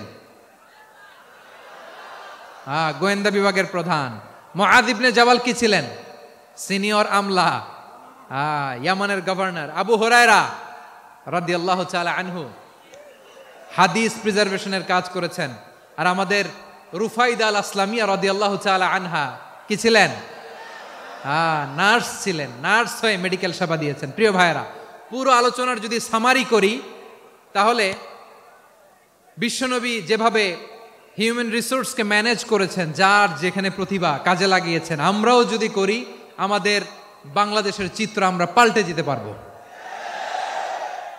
আমরা শুরুতে শুনেছি মানুষের আছে অসীম সম্ভাবনা, প্রতিটা মানুষ অনন্য, যত্ন নিলে যথাযথ পরিচর্যা করলে মানুষ বিশ্ব জয় করতে পারে, ঠিক কিনা? আমাদের হাফেজে কোরআনের সামনে দাঁড়াতে পারে এমন কোন হাফেজে কোরআন আল্লাহর জমিনে জন্ম হয় নাই। গোটা বিশ্ব কাঁপিয়ে তারা সেরা, আমাদের ক্রিকেটাররা সেরা, আমাদের তৈরি পোশাক শিল্প সেরা। এরকম অনেক অনেক সেরা জিনিস আছে, আমরা এগুলোরে নার্চারিং করতে পারি নাই, পরিচর্যা করতে পারি নাই, সঠিক তারবিয়াতের অভাব। তাহলে মানুষের অসীম সম্ভাবনাকে কাজে লাগাতে হবে, ঠিক কিনা বলেন? ইউনুস গভর্নমেন্টকে আমি বলবো, অল্প সময়ের জন্য আপনারা এসেছেন, সংস্কারও করতে হবে, আবার নির্বাচনও করতে হবে। সব সংস্কার হতে করতে পারবেন না, যতটুকু পারবেন এর মধ্যে আমাদের যে হিউজ ম্যান পাওয়ার, আমাদের যে মানব সম্পদ, হিউম্যান রিসোর্স, এটাকে ডেভেলপ করে আপনাদের যেতে হবে। যেটা পারবেন না সেটাকে পরবর্তী নির্বাচিত গভর্নমেন্টের কাছে রেখে যেতে হবে, যে তারা যেন করে, তাদের কাছে আপনারা এটা রেখে যাবেন। তাহলে মানুষ চাইলে বিশ্ব জয় করতে পারে। আর মানুষকে হারাতে পারে কেউ? জোরে বলো যশোর, মানুষকে হারাতে পারে কেউ? আল্লাহ আমাদেরকে জনসংখ্যা দিয়েছেন প্রিয় ভাইয়েরা, এই জনসংখ্যা অনেক বড় সম্পদ, এটা আমাদের জন্য অভিশাপ নয়, আশীর্বাদ। আমাদের জনসংখ্যাকে যদি আমরা জনশক্তিতে রূপান্তর করতে পারি, আজকে বাংলাদেশ যে অবস্থানে দাঁড়িয়ে আছে, বাংলাদেশ তার 20 গুণ উন্নতির শিখরে চলে যাবে। চিল্লায় বলো ঠিক কিনা? আমাদের শ্রমিক ভাইয়েরা বাইরে কাজ করে, আমাদের শ্রমজীবী ভাইয়েরা, প্রবাসীরা, তাদের ব্যাপারে গুরুত্ব দিতে হবে। আমাদের শ্রমের দাম সবচেয়ে কম, সবচেয়ে কম। তারা এম্বাসিতে গুরুত্ব পায় না, এয়ারপোর্টে গুরুত্ব পায় না। এই সরকার অবশ্য তাদেরকে অনেক গুরুত্ব দিচ্ছে। আমাদের অদক্ষ শ্রমিককে যখন আমরা দুবাই পাঠাই, অল্প বেতন পায়, কিন্তু ইন্ডিয়ানরা দক্ষ শ্রমিক পাঠাইলে তার 3 গুণ বেতন পায়। আমরা আমাদের শ্রমিকদেরকে অদক্ষভাবে আর পাঠাতে চাই না, দক্ষ শ্রমিক পাঠিয়ে আমরা রেমিটেন্সের বন্যা বইয়ে দেব। আমাদের শ্রমিকদের পাঠানো রেমিটেন্সের টাকায় সচল থাকে আমার দেশের অর্থনীতির চাকা। তাদেরকে সবচেয়ে গুরুত্ব দিতে হবে। আমরা পেয়েছি ফ্রিডম ফাইটার, মুক্তিযোদ্ধা, আর আমার প্রবাসী ভাইরা হচ্ছে রেমিটেন্স ফাইটার। জোরে বলো ঠিক কিনা? তাহলে আমাদের এই জনশক্তিকে জনসম্পদে ট্রান্সফর্ম করতে হবে, ঠিক কিনা বলেন? সরকার জনগণকে এভাবে পলিশ করতে হবে। মা বাবারা ছেলে মেয়েদের মধ্যে কার কোন যোগ্যতা, তাকে ওইভাবে কাজে লাগাতে হবে। সবার এ প্লাস পাওয়ার কোনো দরকার নাই। আমাদের দেশে একটা টেন্ডেন্সি আছে, পরীক্ষায় এ প্লাস না পাইলে কই তুই কি করলি, পাশের বাড়ির ছেলে এ প্লাস পাইছে, যা ওর পা ধোয়া পানি খা। কি খা? তা আমি ভাবছি যে পা ধোয়া, এ প্লাস পাওয়া ছেলেদের পা ধোয়া পানির একটা পানির ব্র্যান্ড বানাইতে হবে। এরকম লেখা থাকবে, এ প্লাস পাওয়া ছেলেদের পা ধোয়া পানি। খাওয়া নাই, এগুলার খাওয়া নাই। ওরে আল্লাহ এ প্লাস পাওয়ার জন্য বানাইছে, আর আপনার ছেলেকে এই এ প্লাস গুলারে নিয়ন্ত্রণ করার জন্য আল্লাহ বানাইছে। ওকে দিয়ে আল্লাহ কি করবে আপনি জানেনই না। একটা এ প্লাস, একটা এ গ্রেড একটা মানুষের জীবনকে ঠিক করে দিতে পারে না। আপনার ছেলেকে আল্লাহ অন্যদিকে যোগ্যতা দিয়েছে, ওদের মনোবল ভাঙবেন না। খবরদার, খবরদার, ছেলে মেয়েদের মনোবল ভাঙবেন না। যাকে দিয়ে যেটা হবে তাকে দিয়ে সেটা করতে হবে, তার প্রতিভাকে সেভাবে কাজে লাগাতে হবে। তাহলে বাংলাদেশ, আমাদের এই জনসংখ্যা জনসম্পদে রূপান্তরিত হবে। আমাদের সরকারের তত্ত্বাবধানে আমাদের 18 কোটি জনগণ দক্ষ জনশক্তিতে রূপান্তরিত হোক, আমরা চাই কি চাই না? আমরা ভালো মানুষ, শ্রেষ্ঠ মানুষ হতে চাই কি চাই না? ওই জাপানিজদের মতো সৎ, ওই ইউরোপিয়ানদের মতো কালচার্ড। আমাদেরকে আল্লাহ তাআলা কোরআন সুন্নাহ অনেক কিছু দিয়েছেন, যেহেতু বর্তমানে আমরা দেখছি তারা সৎ, তাদের মধ্যে ভ্যালিউ আছে, সেগুলো আমাদের মধ্যে আনার দরকার আছে না নাই? আর ইসলাম দিয়ে আমাদের জীবনকে সাজাতে হবে, ইসলাম দিয়ে আমার পরিবারকে সাজাতে হবে। ইসলাম থেকে, কোরআন থেকে প্রেসক্রিপশন না নিলে জীবন সুন্দর হবে না। কোরআন থেকে প্রেসক্রিপশন না নিলে সমাজ সুন্দর হবে না। কোরআনের প্রেসক্রিপশন না মানলে রাষ্ট্র সুন্দর হবে না। কোরআনের প্রেসক্রিপশন অ্যাপ্লাই না করলে শুধু দুর্নীতি দমন কমিশন দিয়ে দুর্নীতি বন্ধ করা যাবে না। এজন্য কোরআনের আইন আমরা চাই কি চাই না? প্রিয় ভাইয়েরা, হিউম্যান রিসোর্স ডেভেলপমেন্ট, মানব সম্পদের উন্নয়ন, আমাদের সরকার যেন এদিকে নজর দেয়। আমরা যেন এই ব্যাপারে যত্নবান হয়ে উঠি। যাকে আল্লাহ যে যোগ্যতা দিয়েছে, এই যোগ্যতা দিয়ে আমরা যেন ইসলামের জন্য, দেশের জন্য কাজ করি। আমরা যেন আমাদের স্কিল ডেভেলপ করি, আমাদের পটেনশিয়ালকে ডেভেলপ করি। মোরালিটি, ভ্যালিউজ নিয়ে শায়েখ আহমদুল্লাহ আলোচনা করেছেন, এগুলো দিয়ে যেন আমরা আমাদেরকে সাজাই। আল্লাহ তাআলা আমাদের দেশকে তুমি নিরাপদ করো, আমরা পড়ি আমিন। আল্লাহ আমার 18 কোটি জনগণকে তুমি জনশক্তিতে রূপান্তরিত করো, আমিন। আল্লাহ আমরা হাতে হাত রেখে কাঁধে কাঁধ মিলিয়ে ভাইয়ে ভাইয়ে যেন এই দেশকে গড়তে পারি, আল্লাহ তুমি তৌফিক দান করো, আমরা পড়ি আমিন। আমার প্রিয় মহিউদ্দিন ভাই বলেছেন, হুজুর এমন একটা ঘোষণাপত্র দিয়ে যাবেন আজকের এই ঐতিহাসিক যশোরের প্রোগ্রামে, যেটা গোটা বাংলাদেশে মানুষ এটার উপর আমল করে। আমি যে কথাটা বলেছি এটাই, আসুন আমরা আমাদের জনসংখ্যাকে জনসম্পদে ট্রান্সফর্ম করি, আমাদের জনসংখ্যাকে আমরা যেন জনশক্তিতে রূপান্তরিত করি, জনসংখ্যাকে ট্রান্সফর্ম করে জনশক্তি দিয়ে আমরা যেন আগামীর বাংলাদেশ, স্বাধীন বাংলাদেশ 2.0 গড়ে তুলি। আল্লাহ তাআলা আমাদের সবাইকে কথাগুলো বোঝার আমল করার তৌফিক দান করুন। এই জেনজি ক্ষমা করে দিও আমাকে, অনেক ধমক দিছি, বকা দিছি। আল্লাহ তোমাদেরকে করুক, কবুল করুক, যশোরবাসীকে কবুল করুক, আদ দিনকে কবুল করুক, এই মেডিকেল কলেজকে কবুল করুক, ইসলামের জন্য বাদ ভাঙা এই জোয়ার এবং উচ্ছ্বাসকে আল্লাহ তাআলা কবুল করুক। হাযা মা ইনদি ওয়াল ইলমু ইনদা।